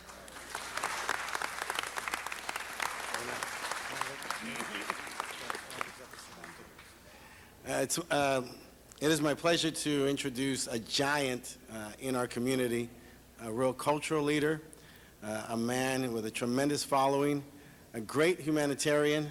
Literally, this man has raised millions of dollars for children with cancer. I've worked with him on many campaigns. He's just a great American, a great champion.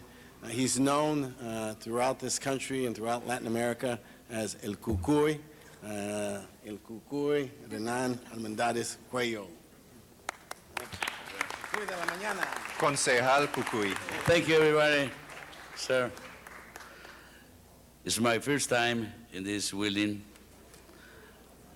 I'm sorry for my English. En good Spanish, le voy a decir gracias a todos ustedes. Thank you very much, everybody. Gracias al gobierno de este país. Gracias por concedernos esa gota de vida, esa gota de esperanza. Uniéndome a las palabras que dijo Jacqueline Cacho, para quien pido un aplauso. También reuniendo la oración de Gil Cedillo, otro aplauso para él, y para todos los que participan.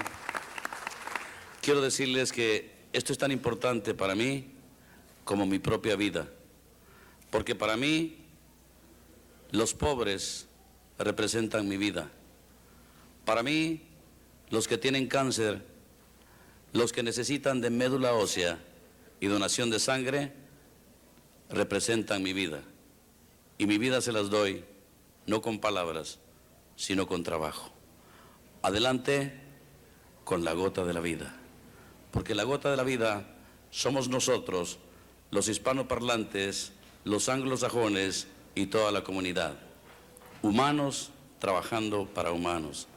Gracias por darme la oportunidad de agregar mi corazón a esta causa que es la gota de la vida.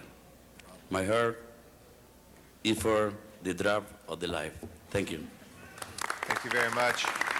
We also like to recognize Councilmember Weiss, who I know has been very close to this issue for some time.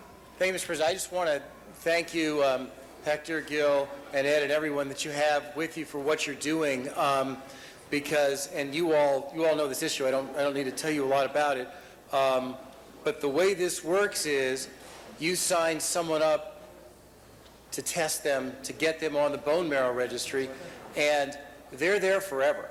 And they will never know, you'll never know if they'll ever get a call out of the blue to help save a life. But I think, as you guys know, I know a little bit about this because it happened to me. I was tested for a blood drive that was happening in the place where I used to work, and then 5-10 years later I got a call from out of the blue that I'd matched, and went through the procedure and donated to someone that I never got the chance to meet, who lived halfway around the world. And so you're doing this to help people that you know and know about in your own community. The reality is that the folks that you register, they're going to have the chance, hopefully, to save lives literally around the world. And it's an extraordinary effort that you're involved in, and I would certainly be eager to help you in any way, and just want to acknowledge how important what you are doing truly is. Thank you for doing it. Thank you, Councilmember. And Mr. Wesson as well. Thank you, Mr. President and members. I do want to say to Hector and my former colleague, Gilly, and my current colleague, Ed, that what you're doing is a phenomenal thing, and we need to do more. Having a brother who needed a kidney transplant and being one of the lucky ones for for him to receive that kidney, and now running around healthier than I am is a phenomenal thing. So what you're trying to do is provide the gift of life. So I did want to come up and say that it's a great thing that you're doing, and also on a lighter note to say to El Kukui that you look just like your picture on the buses. I recognized you as soon as I came in. Thank you. Mr. Labange. Very much. Mr. Reyes, thank you for organizing this, Assemblyman De La Torre and Senator Cedillo and all the groups. This is so important, and I just think what we should try to do, Ed, and all these special events that we approve for the festivals, maybe we should start requiring that some of them set aside a booth and make it available, because the only way we're going to get there is we get to the people. And the only way you get to the people is you get them in the street. So maybe this just was an idea, because you invited us to some event on the 14th of July? Okay, of July. So there'll be other events. It's a festival especially to promote this. So Right. please, I think you have to be there to do this. Okay, thank you. have All to right, be I'll be there on the 14th. And I'll bring my wife and I'll bring my children and we'll do it because as Herb said, one of my brothers benefited from a program like this. So it is about the gift of life. Thank each and every one of you. And I just say it's always great to see Senator Cedillo, who is one of the greatest athletes in the history of Los Angeles Unified, All Eastern League Roosevelt High School, quarterback of that great Roosevelt Rough Rider football team. Thank you. Thank you very much, Mr. Labange.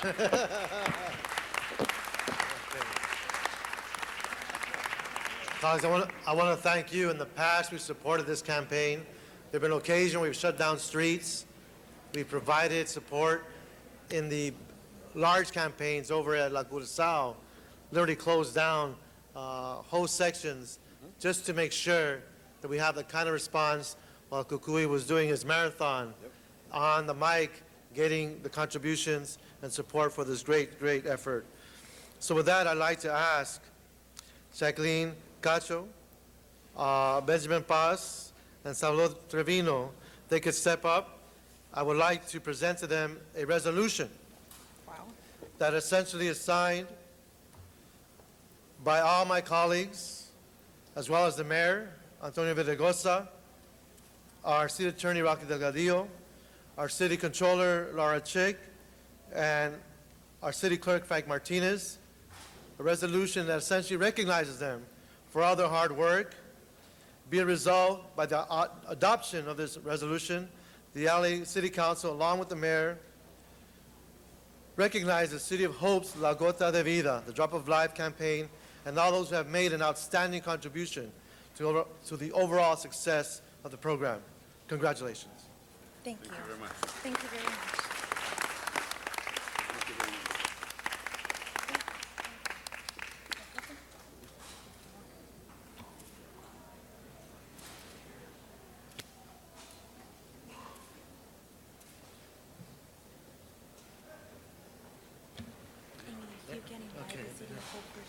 Thank you again very much, Mr. Reyes, and thank you to our special guests who are here. We have another, Mr. Labange, like to do introduction? Quick introduction. That's another great presentation right there. One more person to speak, that's Dr. Benjamin Paz. From the City of Hope. From the City of Hope. Thank you. On behalf of the City of Hope, National Cancer Center, and the bone marrow transplant program, I want to thank you all for your presentation and your support of this campaign.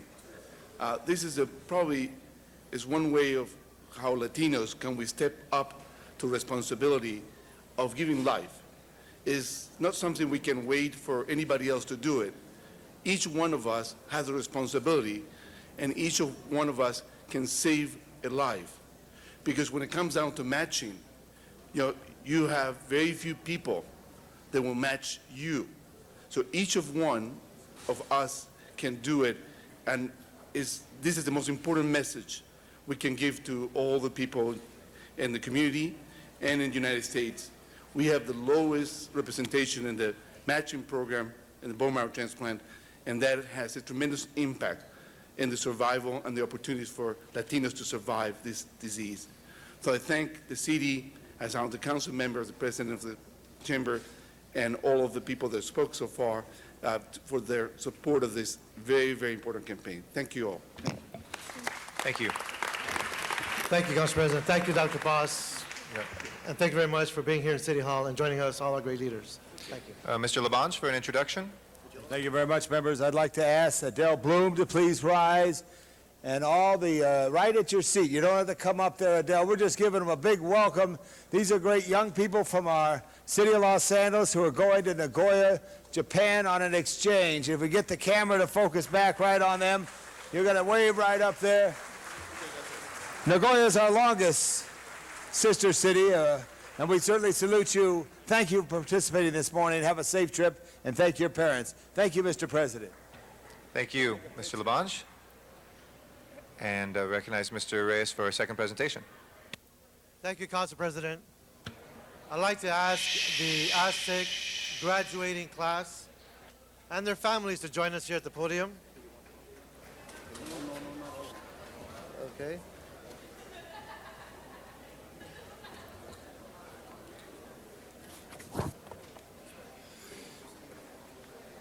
Who's the fire department personnel with us? Fire department too.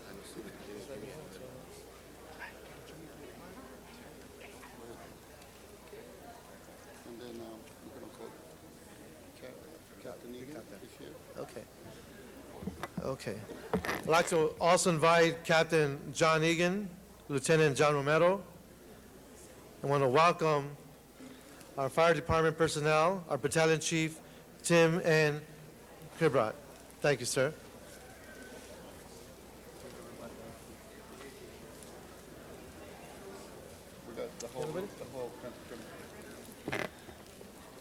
Colleagues, thank you for your patience. I know it's been a long morning, but these have been very, very significant issues and important presentations.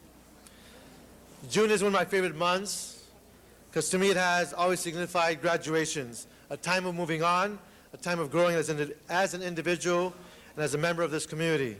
Today is no exception.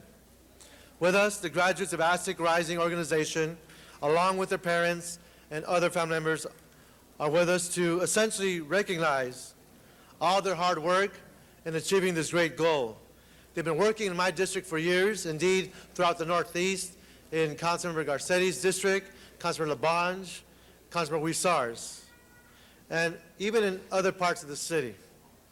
They focus not only on developing firefighting skills, but on developing young people to be productive adults.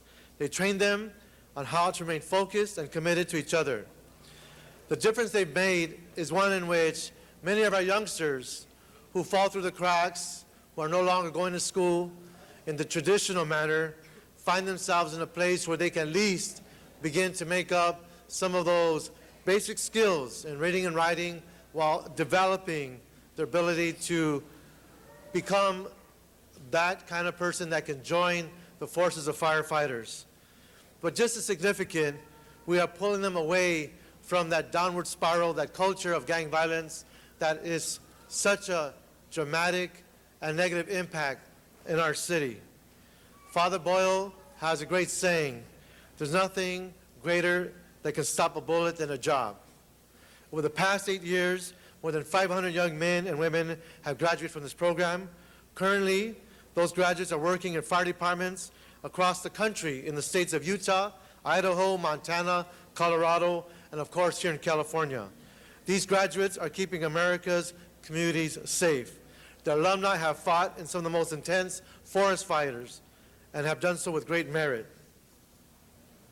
The graduates standing behind me, I need you to remember two things. You are now part of a strong tradition of firefighters, and you must carry yourselves with great pride in that tradition. And the second thing is, don't ever forget where you came from.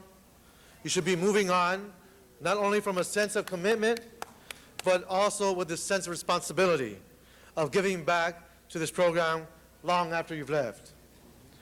This program will need its alumni to flourish, and I can tell you by looking at our young man here, he's not getting much younger. So we need the backup of all of you to keep coming back and supporting us. That was supposed to be a joke, Enrique. As Angeli knows, we should all be proud of this organization. Enrique is a young man about 10 years ago, maybe even 12. We were in a meeting in Cypress Park. The Stephanie Kewen shooting had just occurred. We were trying to find a way to reach our young people. We were at the old firefighter 44 station. We had a community meeting, and we had some pretty tough characters in there. And it was Enrique who stood up in front of them and invited them to take a different path, to learn to become a firefighter, and in the process learn what it is to become a productive citizen, to build that self-esteem, so that they no longer felt the necessity to be part of a gang. Enrique, I'd like to ask you for a few words. Thank you.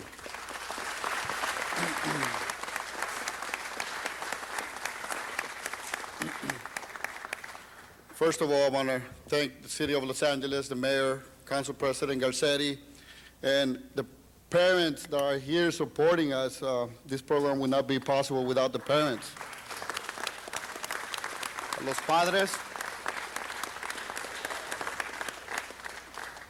the staff from Gang Intervention and all the case managers. Just give them a hand.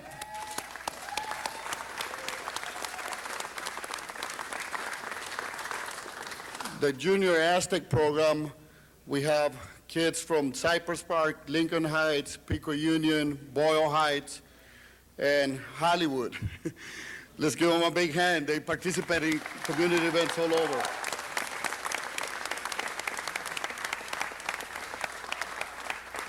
And the Aztec Fire Crew has been around since 1995, and this is the class of 2007 for the Aztec Fire Crew, Angeles National Forest.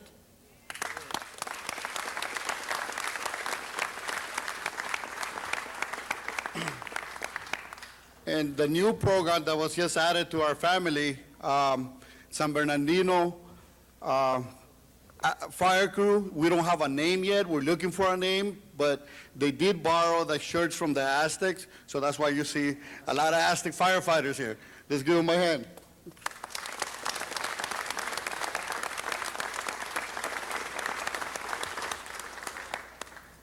I'm just going to allow the young success stories to come up and speak after I talk about the successes we had through this year.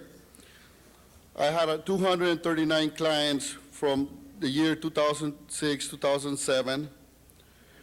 70 to 75% clients the ages of 14 to 17, about 169 adults, 70% youth clients attended programs, their grades improved, 70% of the youth improved their work habits, 75% of the behavioral changes in school, 80% of the parenting clients better results with family communication. 45% of the participants were enrolled in the Aztec Fire Fuels program. 75% of the clients were enrolled from probation department. They were referred from probation departments. The outstanding relationships we have with the Los Angeles Police Department, Los Angeles County Probation Department, and the Unified School District. I'm here to say that these programs are actually working. We have actually percentages of the outcomes that this program is creating throughout the city of Los Angeles. So I'm going to have a couple of individuals come up front and speak on their success stories. Liliana Culebro, Junior Aztec Program. Come in front, please.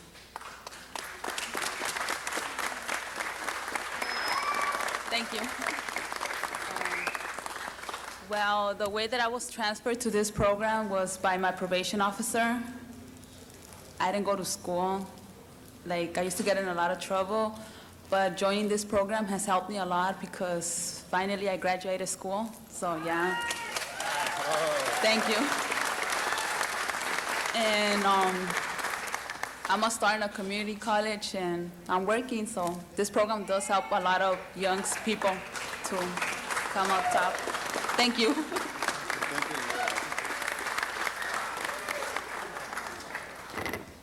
Tony Apodaca, Aztec Fire Crew.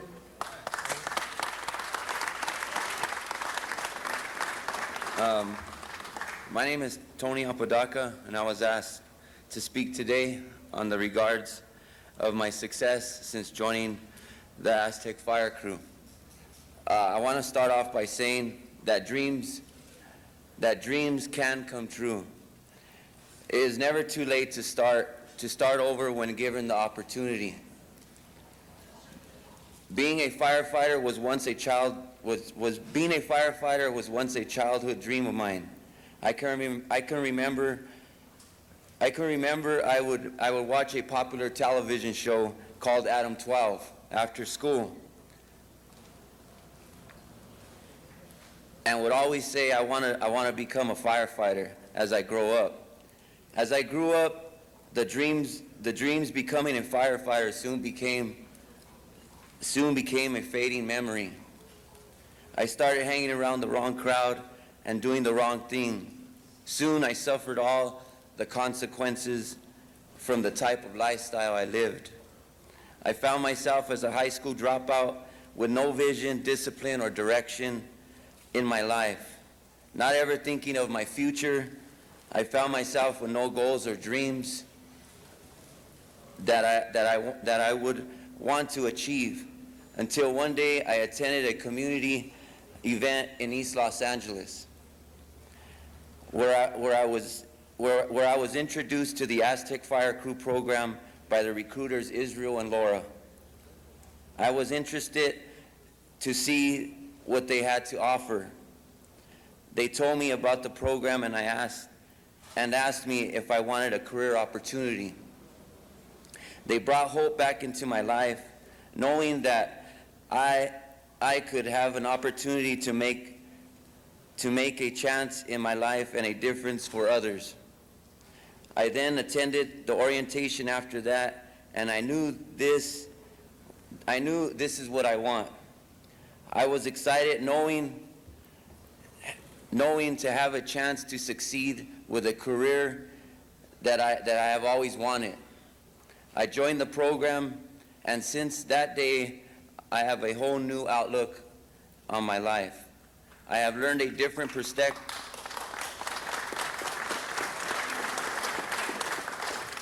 I have learned a different perspective on loyalty, and I also have learned about dedication and motivation. I have gained leadership skills and under the value of unity, and I learned the understanding of the value of unity. I also have been able to give back to the community through my commitment of volunteer work, which I enjoy very much. Since I began this program, I have received my high school diploma. I have also completed the basic wildland firefighting academy. I am now the crew boss of Crew 63, and I'm very happy knowing that I am reaching my childhood dream by the opportunity given by me by the Aztec Fire Crew program. I now have a positive outlook on my future goals and look forward of my future career as a wildland firefighter. Thank you all, and I want to thank most of all my God of my understanding, my mom and dad, my family, my girlfriend, the staff of the Aztec Fire Crew, Enrique, Laura, and Israel, the City Council for sponsoring this program, and I would like to also thank my crew, the Aztecs Crew 63. Thank you.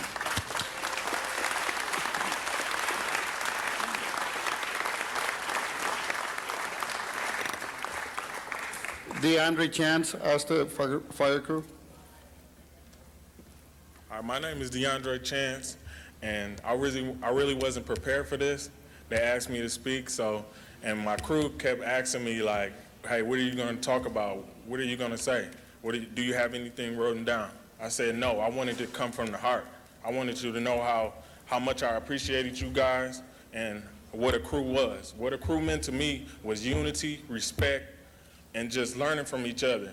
Like when we was put in leadership position and I got the opportunity to be a leader, I just didn't take that leadership position just to try to be in charge.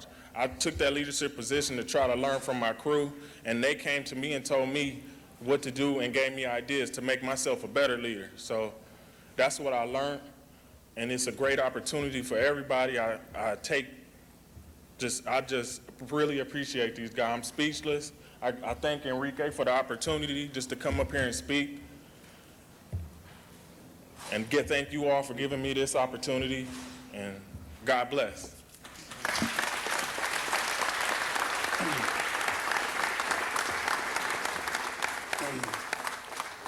Well, I just don't have no other words to say, but our participants in the program said it all pretty much. I just want to thank the funders, which are the council people and mayor of Los Angeles and the city of Los Angeles that supports programs like this. And finally, again, this program would not be possible without my staff. They're great staff. They produce a lot of great outcomes. And just please keep the funding going, because we have a lot of kids, we don't have enough people. Okay, so I'm going to have Reyes introduce the chief and the captain. Thank you. Thank you, Enrique. I want to thank our city family. They put a lot of time into this. It takes a lot of time to come out here. I know we've been at this process for a while, but I would like to ask Captain John Egan and Battalion Chief Timothy Kibrat for a few words. Thank you very much. I'm very happy to be here today to participate in honoring what I consider to be one of our best partners in trying to make the city of Los Angeles the safest big city in America. Aztecs Rising does so many good things in the community. They're there to provide counseling services, job referrals, tattoo removal program, and this, what we're honoring today, the firefighter training program. I'm glad to be here to honor the young people that have successfully completed this program that teaches them self-esteem, self-respect, self-discipline, and how to guide themselves and be role models in the community so that they can avoid the dangers that exist out there on the streets. It's just a wonderful program, and I really, really want to thank Councilmember Ed Reyes and his staff for facilitating the introduction for myself and my co-family at Rampart to Aztecs Rising. And we consider them to be a great partner. We look forward to working with them in the future, and we're glad to be here celebrating today. Thank you very much. Battalion Chief Kibrat. My name is Battalion Chief Kibrat, and I'm here to represent the fire department in our support of the Aztec Fire Crew organization and programs. I'd specifically like to thank Enrique Hurtado for his enthusiasm and his dedication, his mentorship towards clearly making a difference in our community. I'm new to the brush clearance program, and I can tell you I'm looking forward to continuing our relationship and working with the fire crews, specifically in our brush fire program, clearance program. Thank you.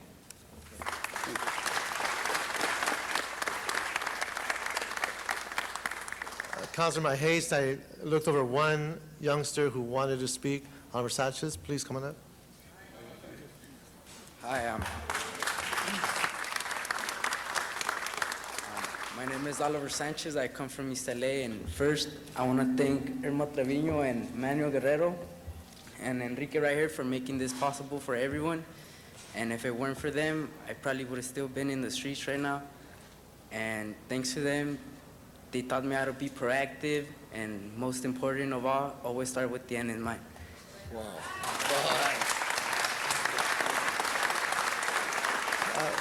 Colleagues, thank you for your patience. This has been an incredible experience at many levels.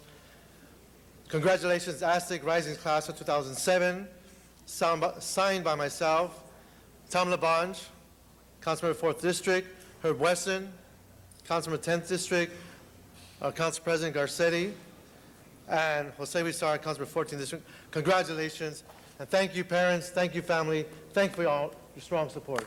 Congratulations. Thank you. Thank you very much. And congratulations to the Aztecs and all of their, all the graduates that are here, as well as their supporters. very proud of you and thank you for being here and your patience. We have some heroes that we'd like to honor as well, and for that I'd like to recognize Councilmember Bernard Parks of the 8th District, to recognize some very patient and heroic men who are here with us today. Thank you, Mr. President. I'd like to ask Ms. Perry, Mr. Wesson to come up and join me. We have what we think are really some heroes and legends from all over this country, but we're certainly honoring the Tuskegee Airmen under the leadership of Ted Lumpkin, who is the president of the LA chapter. And we'd ask all of them to come up at this time. Right up in here.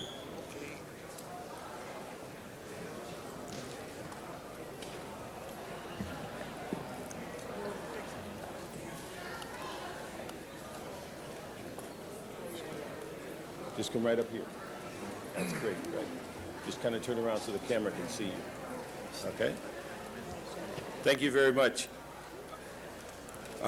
Basically, colleagues, we're here today to honor, really a belated honor, that a group of people that not only suffered the ills of war, but also discrimination in their home country.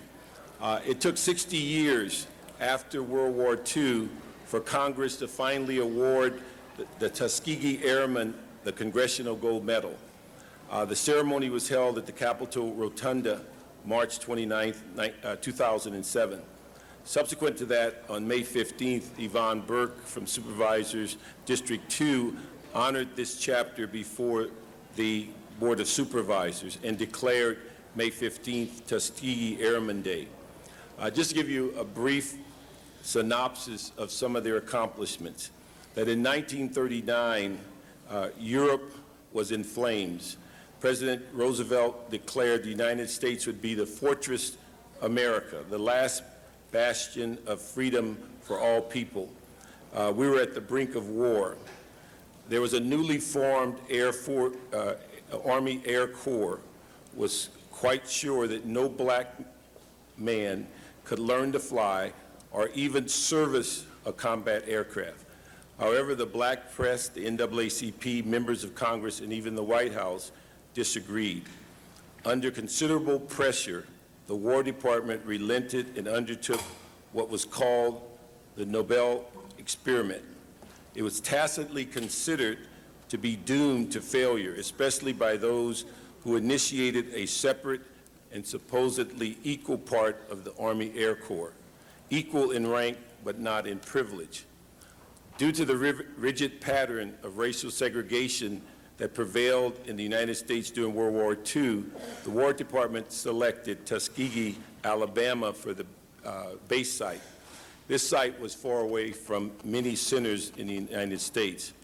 In spite of the lack of official confidence and support, a remote location, 992 pilots were graduated from Tuskegee Army Air Corps Fly School, which also trained and developed some of the support personnel which would ultimately be needed to form combat units. The Nobel experiment resulted in the capabilities of forming a totally segregated unit in the Air Corps: pilots, navigators, bombardiers, gunners, and a myriad number of technicians for ground support. Again, separate but equal was not then governing the status of all the United States military organization. The black Americans served with achievement records equal to or better than the most effective units in the service at that time. 450 of the 992 pilots trained in the Tuskegee Army Air Base flew combat missions in Europe with the 332nd Fighter Group, the Solo Squadron, the 99th Fighter Squadron in North Africa, and the European Invasion flew with the 332nd Fighter Group of the 9th Air Force. Most of the remaining pilots, other officers, enlisted men became personnel in the 477th Bombardier Group, which were not allowed to go into combat, but they fought segregation and discrimination with discipline, dignity, and the highest average IQ in the history of the U.S. military. In the spring of 1945, while fighting a war and also fighting segregation, 162 black officers were arrested for entering the officers' club in their own air base under the command of their own group commander. That act eventually led to the integration of the U.S. military and ultimately a major impact on American society in general. The Tuskegee Airmen won the Silver Star, 150 Flying Crosses, the Legion of Merit, the Red Star of Yugoslavia, and they left 66 of their comrades buried on foreign soil. Fighting the adversity of segregation in the military from inside was an awesome enemy. From the outside, the black armed forces became cohesive, motivated, and a dedicated group, and nearly 30 years of anonymity ended in 1972 with the founding of the Tuskegee Airmen Incorporated. The Tuskegee Airmen is an organization of veteran active duty military personnel and civilians who have two national principles. First, they believe in the democratic principles for which America stands. Secondly, they believe in the youth of this country and are proud that they can play a part in encouraging young Americans to reach for the sky. The Tuskegee Airmen have two main objectives. First, to make it known to the world the historic actions of black airmen during the World War II. In doing this, they also make the world aware of the historic contributions of all black military personnel in all of the many wars and conflicts of our great country. Secondly, they look to the youth for herein the future of America. We're here today to honor them. They're a group of people that we have read about, that we have seen movies about, but rarely have we had a chance to meet them individually or collectively. This is a group of people that just in the sheer numbers of years, at some point we will not have the ability to honor them personally. But we're here today to tell them our thank yous for breaking down the barriers of fighting a war and defending this country while not being able to actually have many of the benefits of living in this country. And it's something that we should never forget, the challenges and also the impact they've made on general society. Before we ask their president, Mr. Lumpkin, to speak, I'd like to ask Jan Perry and then Mr. Wesson to speak, and then we'll have Mr. Lumpkin. And as she's coming up, Mr. Clerk, will you just call the roll so we can introduce motions? Alarcon, Cardenas, Gruel, Hahn, Weezer, LaBonge, Parks, Perry, Reyes, Rosendahl, Smith, Weiss, Wesson, Zine, Garcetti. 10 members present, a quorum, Mr. President. Thank you, Ms. Perry. Thank you very much, Mr. President. Mr. Parks, thank you so much for creating the opportunity to honor these fine gentlemen today.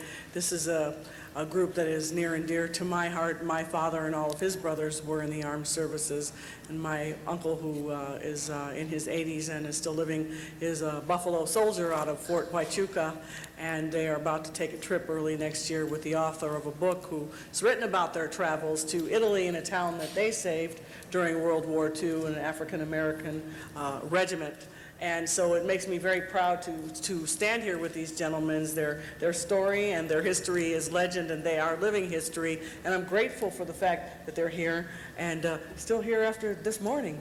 It was kind of long, wasn't it? But they were patient and gracious, and I look forward to hearing their words, because it is these moments where we get to take our friends and the people we care about and create a teaching moment for the young people of this country who may not have had the benefit of understanding the true meaning of why they are where they are today because of gentlemen like the Tuskegee Airmen. So thank you very much.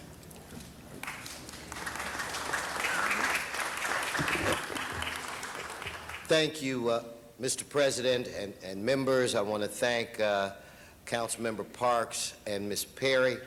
This is a very important day. Just earlier, Bill, we talked about breaking down or tearing down barriers. That is, in essence, what these individuals that are on my right and left have done. I won't begin to talk about their accomplishments during the mid-40s, because I think Councilmember Parks did a phenomenal job in doing that. But what I do want to say is that it takes a special kind of human being to fight and to love a country that at every step of the way, in almost every segment of their life, shut the door on them. No matter what accomplishments had occurred, no matter how many lives that they have saved, no matter the degree of heroism that they showed, and trust me, they showed great heroism and courage. But because they did what they did, I think that's why you have Miss Perry here and myself here today. I would have included Mr. Parks, but he's a little older, so the reason why we're here today is because of the barriers that these men tore down. Because of them, there was a Colin Powell and an Admiral Brewer that we now have running LAUSD, and even a fictional television character on West Wing, the Joint Chief of Staff. Don't forget President Palmer now. And President Palmer on 24, but it's because of the work that they did that I can now go out, get in my car, and go anywhere in this country as long as I have the money. They couldn't do that. They had to stay on certain parts of town. But they did it not so much for them, they did it for us. And I just want each and every one of you to know how greatly appreciative I am. And with that pledge, I will say to you that Bernard, Jan, and I will not embarrass you, nor will we let you down. Your legacy will continue with us and those who follow us. Your shoulders were so broad, we could stand on your shoulders. And trust me, the next generation will be able to stand on our shoulders as well.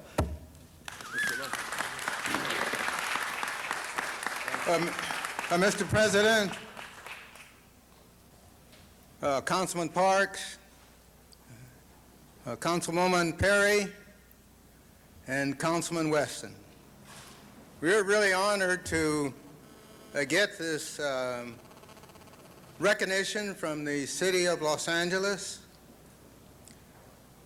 We're honored to have received the gold medal from the President and the Congress of the United States.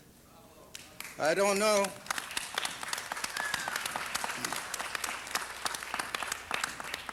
how many of you were actually at that ceremony. There were 300 of what is known as OTAs. OTAs are original Tuskegee Airmen. They were members of the organization, as Councilman Parks described, between the time of 1941 and 1949.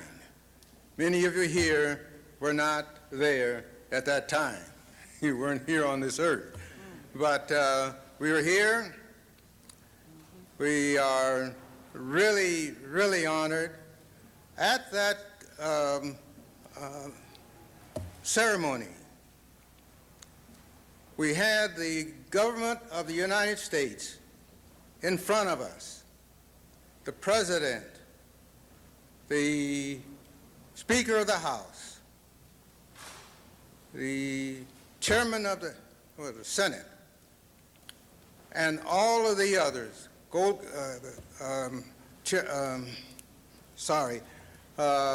Colin Powell, and 300 of original Tuskegee Airmen, and in addition, many wives and friends and relatives in the Capitol Rotunda.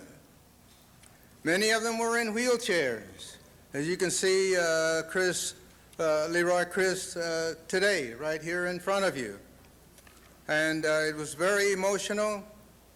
And I think the highlight of it was when the President of the United States saluted the Tuskegee Airmen for the slights and for all of the problems that they had and had not received the reciprocal salutes that they should have received from during their careers.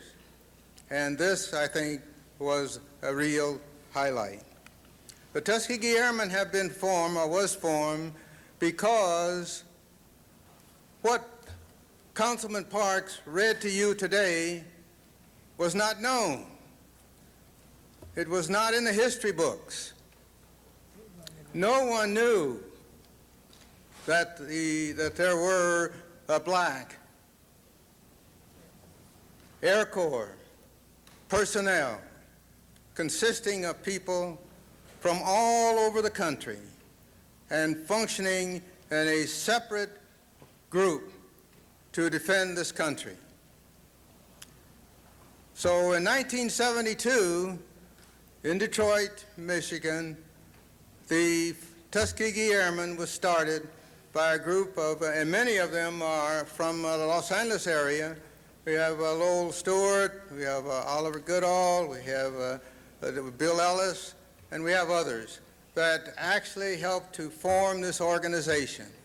We now have more than 51 chapters throughout the country, and those chapters are in every major city in the city of Los Angeles, and they're working similarly to what we're doing here in Los Angeles to promote and to retain the legacy of the Tuskegee Airmen.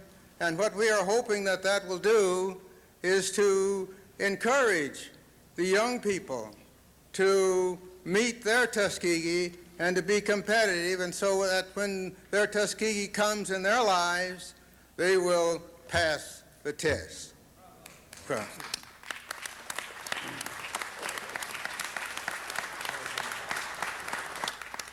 I'd just like to introduce some of us who are here. The Los Angeles chapter is a chapter in the city of Los Angeles. We've been here ever since the start of Tuskegee Airmen. We have different kinds of members and memberships, and we have a lot. Some of us are OTAs, and some of us are not. We are interested in trying to promote our legacy, and we're interested in young people and having younger persons join our chapter. I'd like to introduce just a couple of people here. No, not couple, everybody that's up here on the podium. And let me start with Lou Hill. Where is Lou? Right behind. Yeah. Lou Hill is right behind. He is a career Air Force colonel. His rank now is colonel and through the full colonel. And he had has seen nearly everything in the Air Force as far as is concerned. He's had experience everywhere in the Air Forces and also with Northrop. And as a part of the Northrop industry, he has really helped and assisted this chapter to function better. Claude Davis, where is Claude? Yeah. Claude Davis is a B-25 pilot. I should say he's an ex-B-25 pilot. And is in the real estate industry here since the service, and is a member of the Tax Assessor Board for the County of Los Angeles. James Pratt. James Pratt was the sergeant, and where is James? There he is right here. Was a sergeant in the 302 Fighter Squadron, crew chief, and has been a member of our chapter not too long. So it means that we are continually recruiting and continually trying to get people who have been here. Incidentally, there were 15,000 members of the Tuskegee experience. That's from 1941 to 1945. How do we get that, 1949? How do we get that number? It comes about by the fact that for every pilot, it takes 10 ground personnel to keep them going.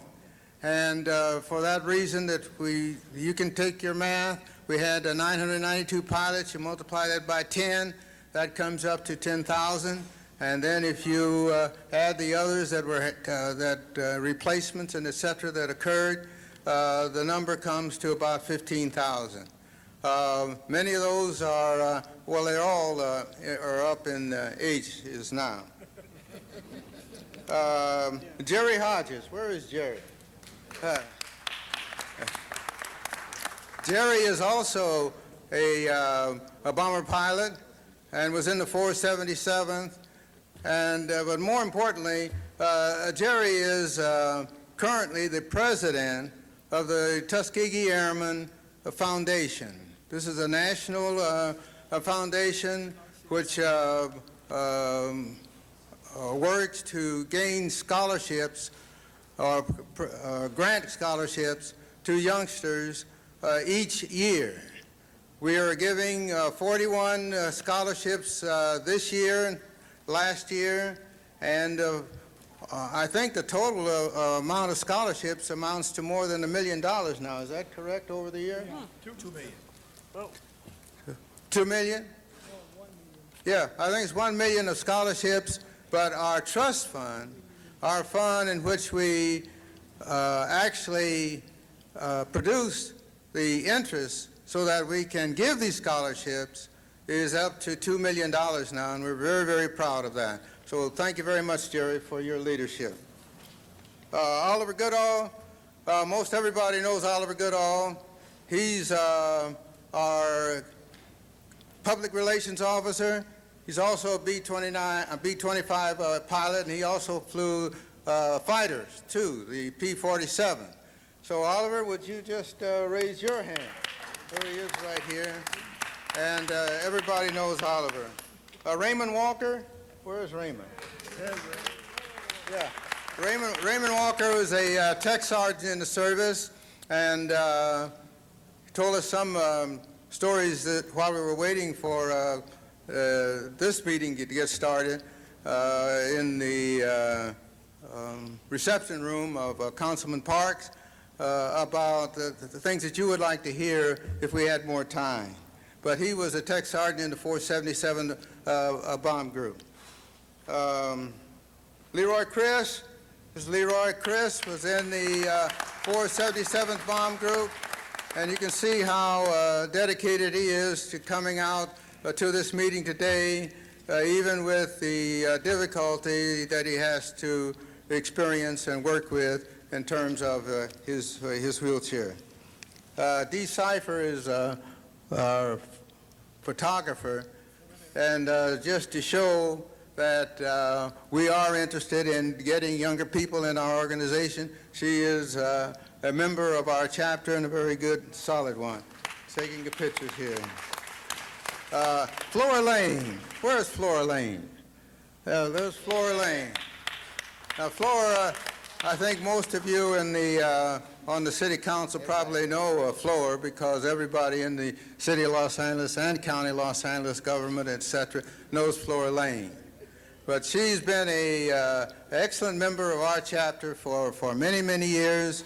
Her husband was a fighter pilot in the 332nd, yes, no question about that. I was trying to remember the specific squadron, but I can't remember it at this time. But Flora has been a very solid and a staunch member of our chapter. And let me see, who? National Public Relations. Oh, and then there's Ron Brewington. Ron Brewington is our national public relations officer. We have a national organization, Tuskegee Airmen, and that organization, when it got started in 1972, has had a convention each and every year since that time. And our conventions are held in various cities throughout the United States. And this year it's going to be held in the city of Dallas, Texas, and from August 21st to August 25th of this year. And I guess I'm talking a little bit too long. My name is Ted Lumpkin. I was. Did I have everybody? You got everybody. Okay. And I was an intelligence officer for the 100th Fighter Squadron, and we were overseas in Italy during the war. And I just wanted to mention the 100th because I'm very, very proud of that particular squadron. But again, I want to really thank the City of Los Angeles for recognizing, I want to show you the gold medal. That's right. Oh, yeah. Oh, Yeah. God. Now this is the.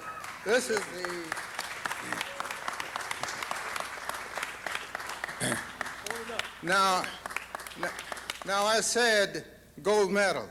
This is not a gold medal. This is a bronze replica of the gold medal. The gold medal that was received and presented to the Tuskegee Airmen in the Rotunda on the 29th of March, 2007, is in the Smithsonian Institution. It is there so that, okay, it'll be there for the public and for research efforts, and we'll be able to look at it, and the public, everybody will be able to see it and know about Tuskegee Airmen. But in terms of it, we have two sides of this medal. I don't know which one is the reverse, but on one side it says Tuskegee Airmen, and you'll see three figures there. Those figures represent an enlisted person, an officer, and a pilot. And we had tried to get a female figure on here also, but the U.S. Mint was not able to put it on. But so anyway, we have the representation of it. On the front side it says Tuskegee Airmen, and then there's an eagle underneath that. On the reverse side, we have Act of Congress 2006, and we have 3 airplanes on there, and with the numbers of 99, 332, and 447. The 99th was represented by the P-40, which is a fighter plane and was one of the first planes that we were used in combat. The 332nd is represented by the P-51, and this plane became the most popular and famous plane that we flew, and was the one that we flew on missions, and particularly the mission that we went from Italy to Berlin and back, which was a very significant mission during World War II at that time. Red Tails, oh yes. That's the other thing about it, is that at that time, we first started flying those planes with when we first went overseas, the planes were camouflage. But then they found out that the painting was too much trouble and all this kind, so they started flying the planes just plain and simple with just the plain color. And then we got the idea of putting the red tails on them. And so the planes that we became famous for and being known by, the red tails, is because the red tail planes were, the planes of our, that P-51 had the red tail. And we got to the point where pilots from the bombers would really request that the red tails protect them, because they knew they would stay with them and would get them safely there and safely back. And then the 477th is the B-25 airplane, which represents the 477th Bomb Group. And the 477th is the group that was preparing to go to the South in Asia to fight World War II, when we had VJ Day occurred, and as a result, they did not have to go overseas, but they were prepared and ready for everything. In addition, one of the biggest events that occurred in our history was the fact that there was a mutiny of officers in at Freeman Field at that time, and those officers, in fact, one of them in our group, Bill Terry, was actually court-martialed. But at one of our conventions, one of the highlights was that he was in 1995. His court-martial was lifted. It was received. So that was a real spectacular event by the President Clinton at the time. Right. I think that's about it. I think the only thing that I'm going to do is that outstanding combat record, inspired, revolutionary reform in the armed forces. Well, thank you very much.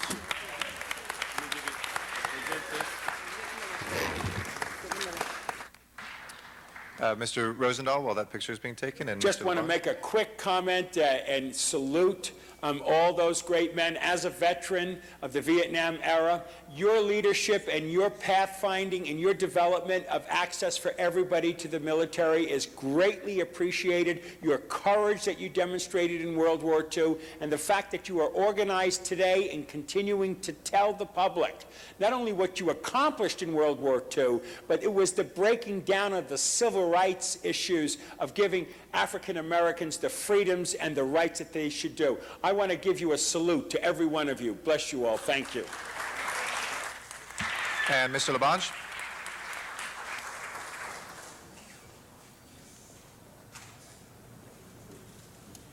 To Ted and everybody there, I just wanted to stand up and say a lot of love to these gentlemen. These are true American heroes. God love you all. Thank you very much. If we can run through the agenda, I know we have one more presentation, but if we can run through the agenda as we are close to losing quorum. First order of business, please. Approval of the minutes. Ms. Perry moves, I second. Without objection, those will be approved. Next items, please. Commendatory resolutions for approval. Mr. Smith moves and Mr. Rosendahl seconds. Without objection, that too will be approved. First items, please. On the regular agenda, items 1 through 12 are street lighting district items. Notice for public hearing. Council should continue the hearings and ordinances to July 20th. All right, if there's no objection, we will go ahead and open that and continue them till the 20th. That's items 1 through 12. Seeing no objection, so ordered. Next items, please. Items 13 through 16 are annual sidewalk assessments in various districts. Notice for public hearing. Council should close the hearings and confirm the assessments. Okay, we'll close the hearings on those. And without objection, let's go ahead and open the roll, close the roll, and tabulate the vote.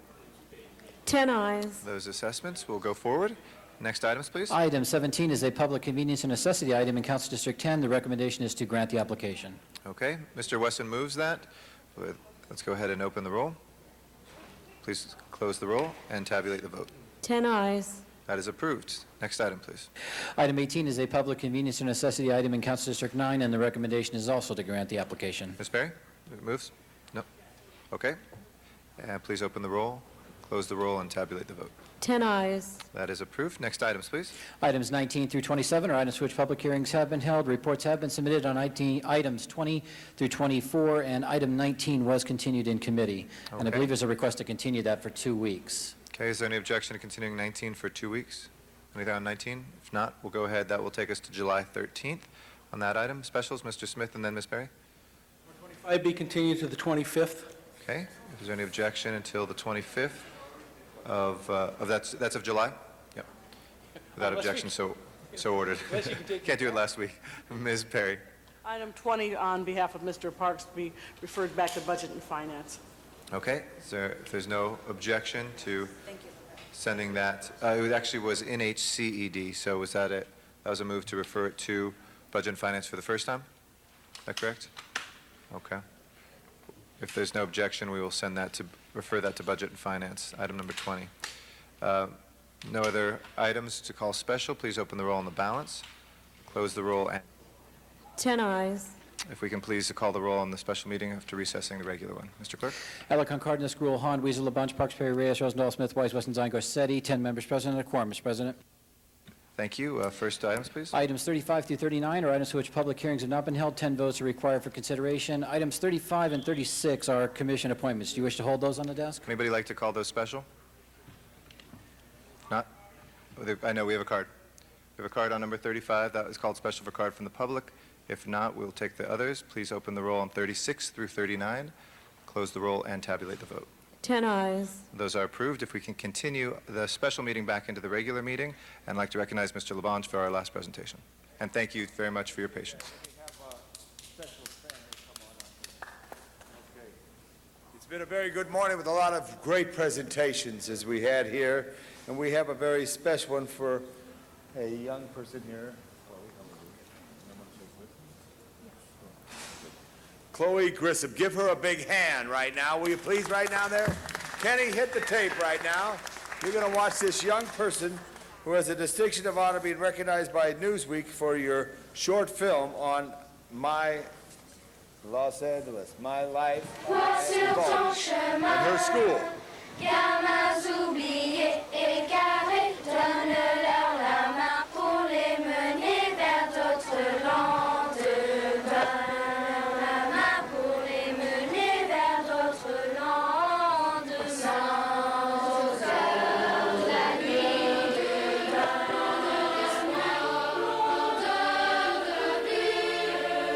sentier de gloire, la vie de la vie, sentier de gloire, sentier de bonheurs enfantins. Whenever I'm asked, what school do you go to? I'm proud to say, I go to the Lycée International de Los Angeles, Lila. Chaque fois qu'on me demande, à quelle école vas-tu? Je suis fière de dire, je vais au Lycée International de Los Angeles, Lila. Lila is a small school with a small population. That's part of what makes it so special. Lila est une petite école avec une petite population. C'est en partie ce que la rend si spéciale. I've been at Lila since kindergarten. In the 10 years I've been there, I realized Lila isn't just a school. It's a community. It's a community of kids from pre-K through high school. Of classmates old and new. Of teachers and staff. Of parents. Je suis au Lila depuis la maternelle. Dans les 10 ans que j'ai passé ici, je me suis rendu compte que Lila n'est pas seulement une école. C'est une communauté. Une communauté d'enfants de la maternelle jusqu'au lycée. D'anciens et de nouveaux camarades. De professeurs et du personnel, des parents. It's a small community, maybe.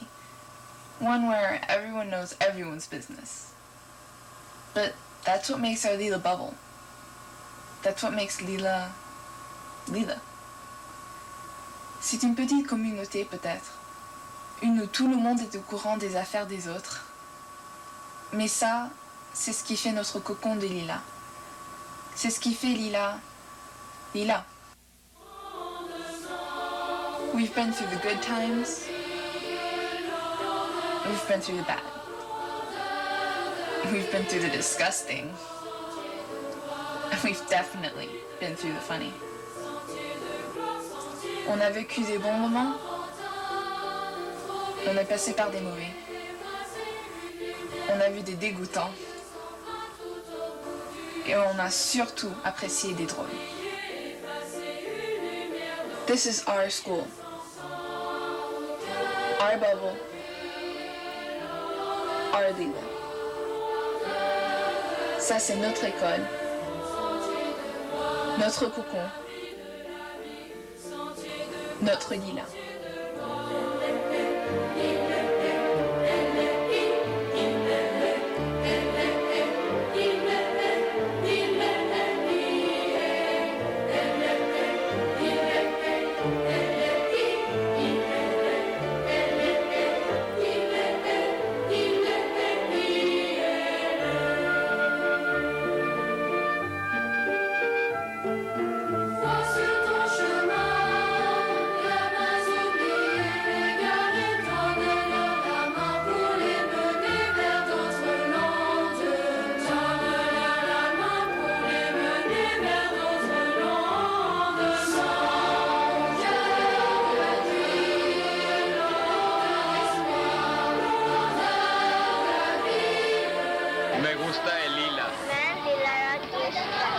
گوشت لیلا لیلا أنا بحب الليلة من ليلا خیلی دوست دارم عشقی به لیلا وبيتشم ليلا يلا لبلو ليلا Ağırmazsan lila Lila retarangio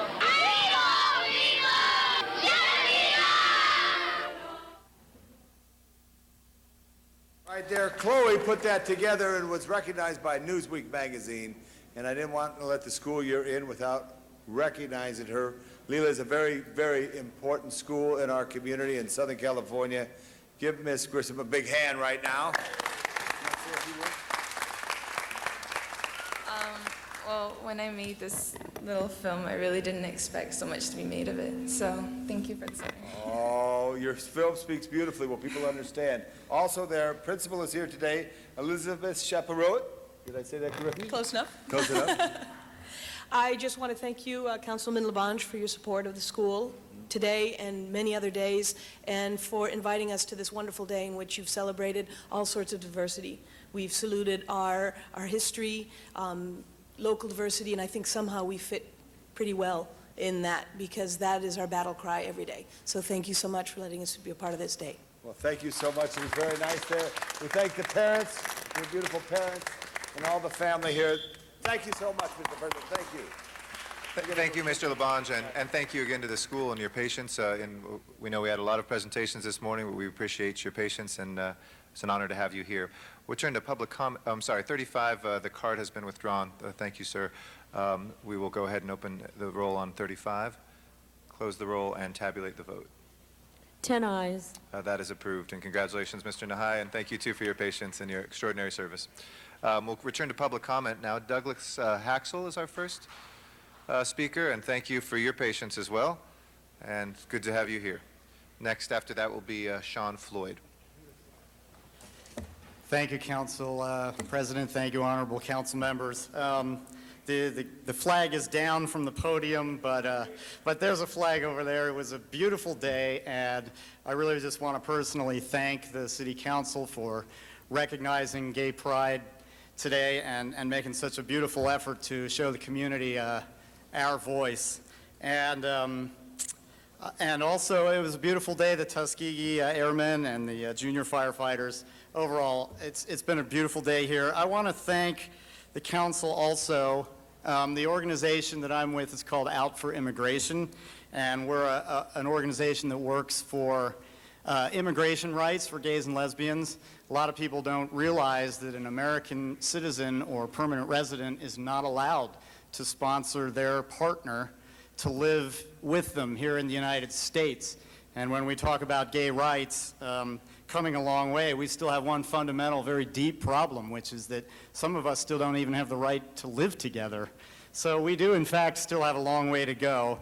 But I want to thank this City Council, because this City Council 2 years ago is the largest City Council of the largest city in the country that voted 15-0 to back the legislation we have in Congress, thanks to Councilman Garcetti's efforts, the Uniting American Families Act. 15-0 they voted to endorse that legislation, and I want to thank you guys again.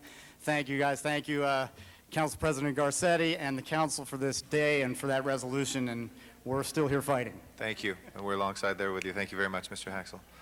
Sean Floyd is our next speaker, and thank you, too, for your patience, sir. After that, we'll go out to Van Nuys for Sharon Brewer. You're welcome. Thank you, Mr. President, City Council. What I'm here for today is to ask if it's possible if council could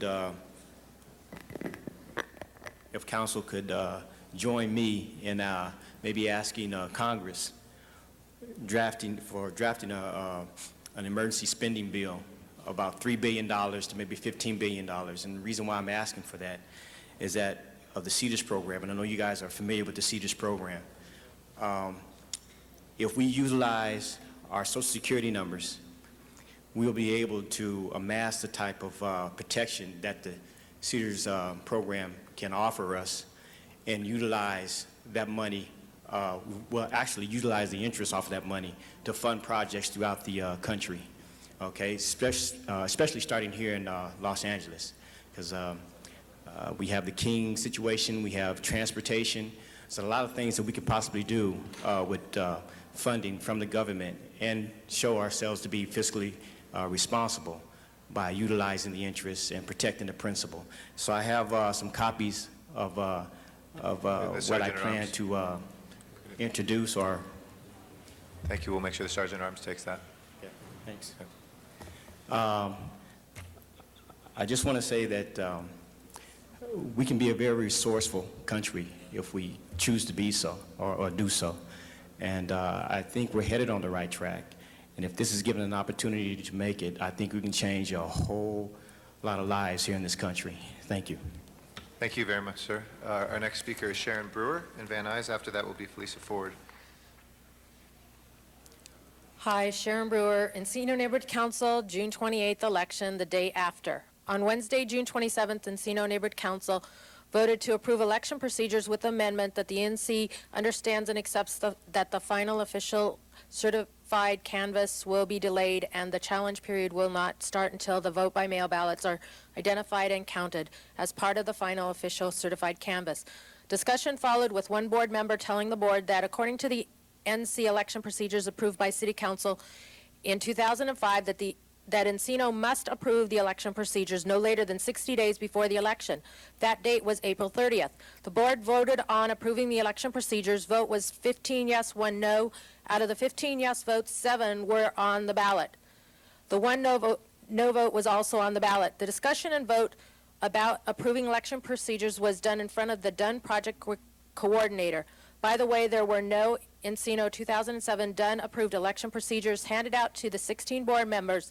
Once again, Encino NC board members voted to approve a document 17 or 27 pages, the Encino election procedures, without being provided copies, meaning that they had no clue what they were approving since there were 4 different Encino election procedures out. Why didn't the Dunn Project Coordinator or the ENC election chair provide copies of the election procedures to the board members and the public for review prior to the vote? I have requested numerous times by email something in writing from Dunn justifying allowing Encino's election to take place. I still have received nothing, and as far as I know, Encino board members have not received anything in writing. Dunn allowing Encino to approve their election procedures less than 24 hours before their election is a clear violation of the NC election procedures approved by the City Council on January 25th, 2005, and will no doubt cause major problems for Dunn with regards to demanding that NCs must follow these procedures.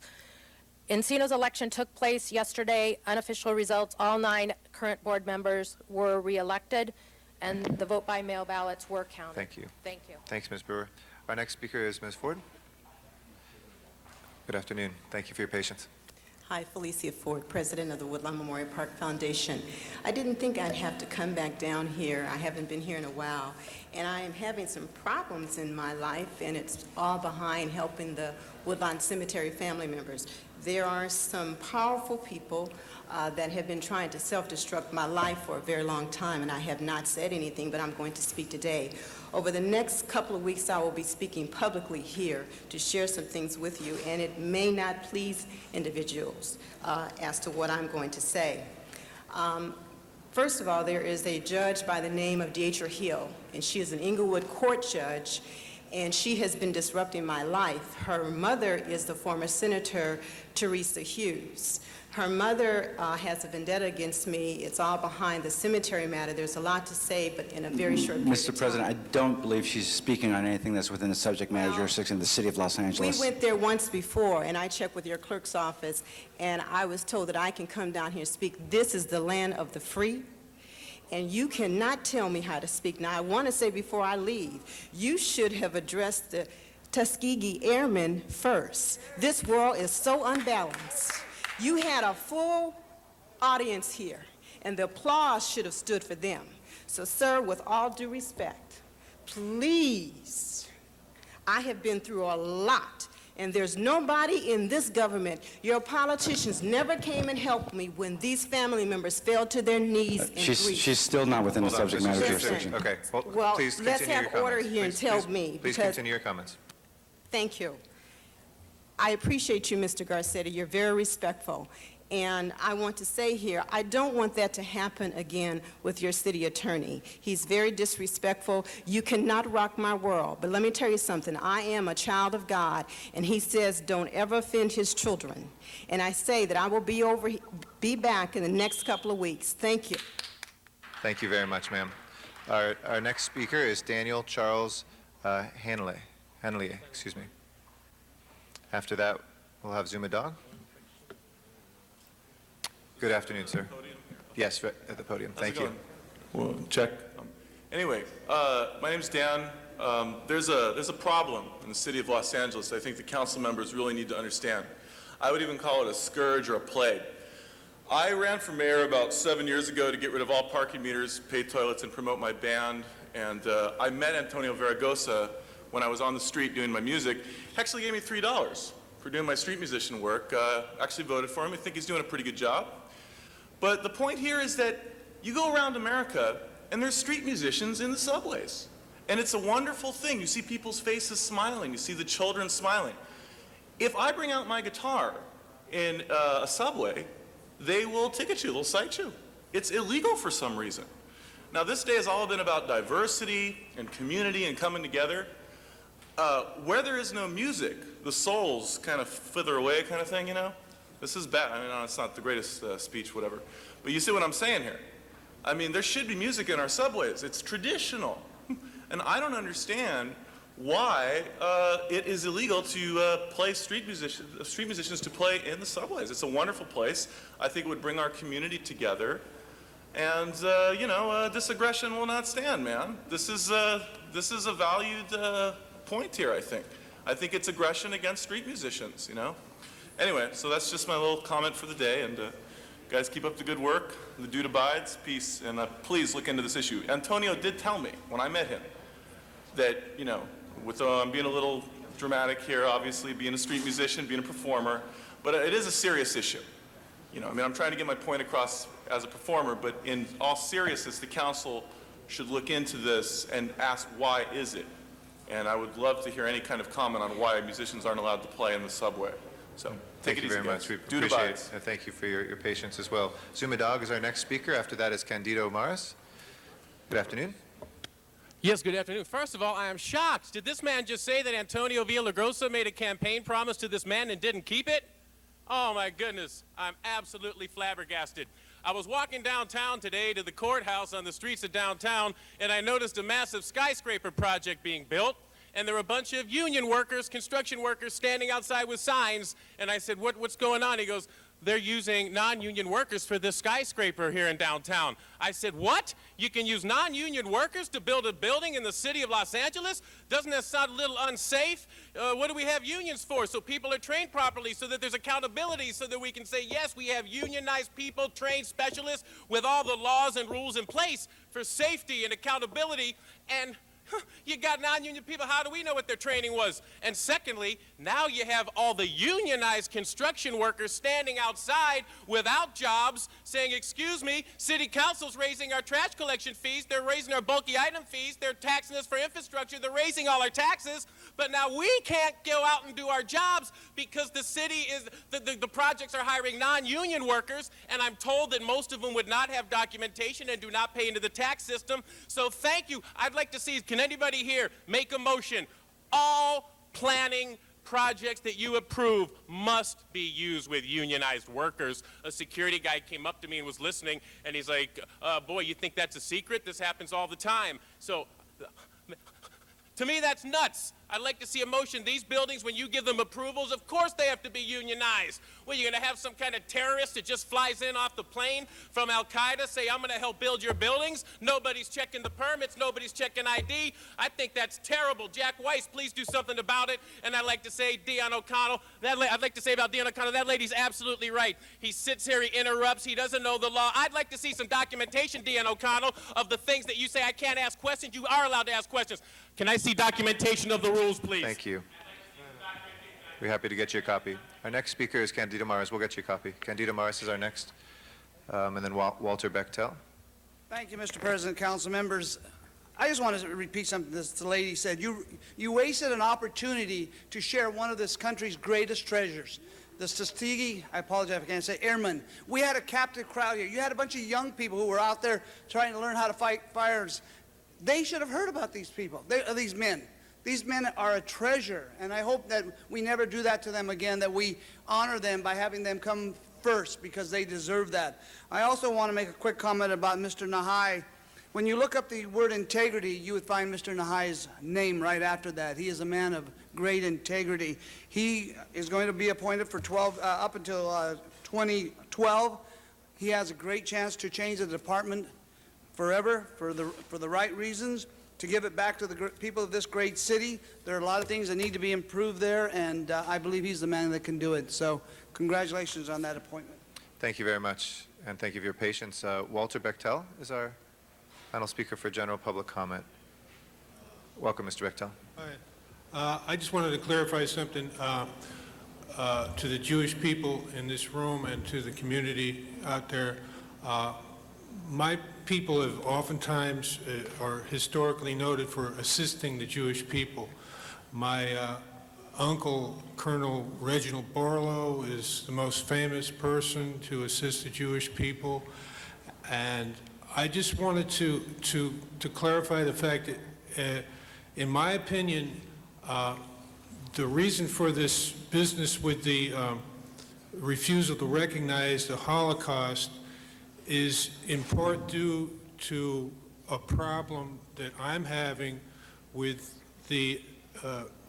with people refusing to recognize intellectual property theft and things that's going on with the copyright lawyers and other persons.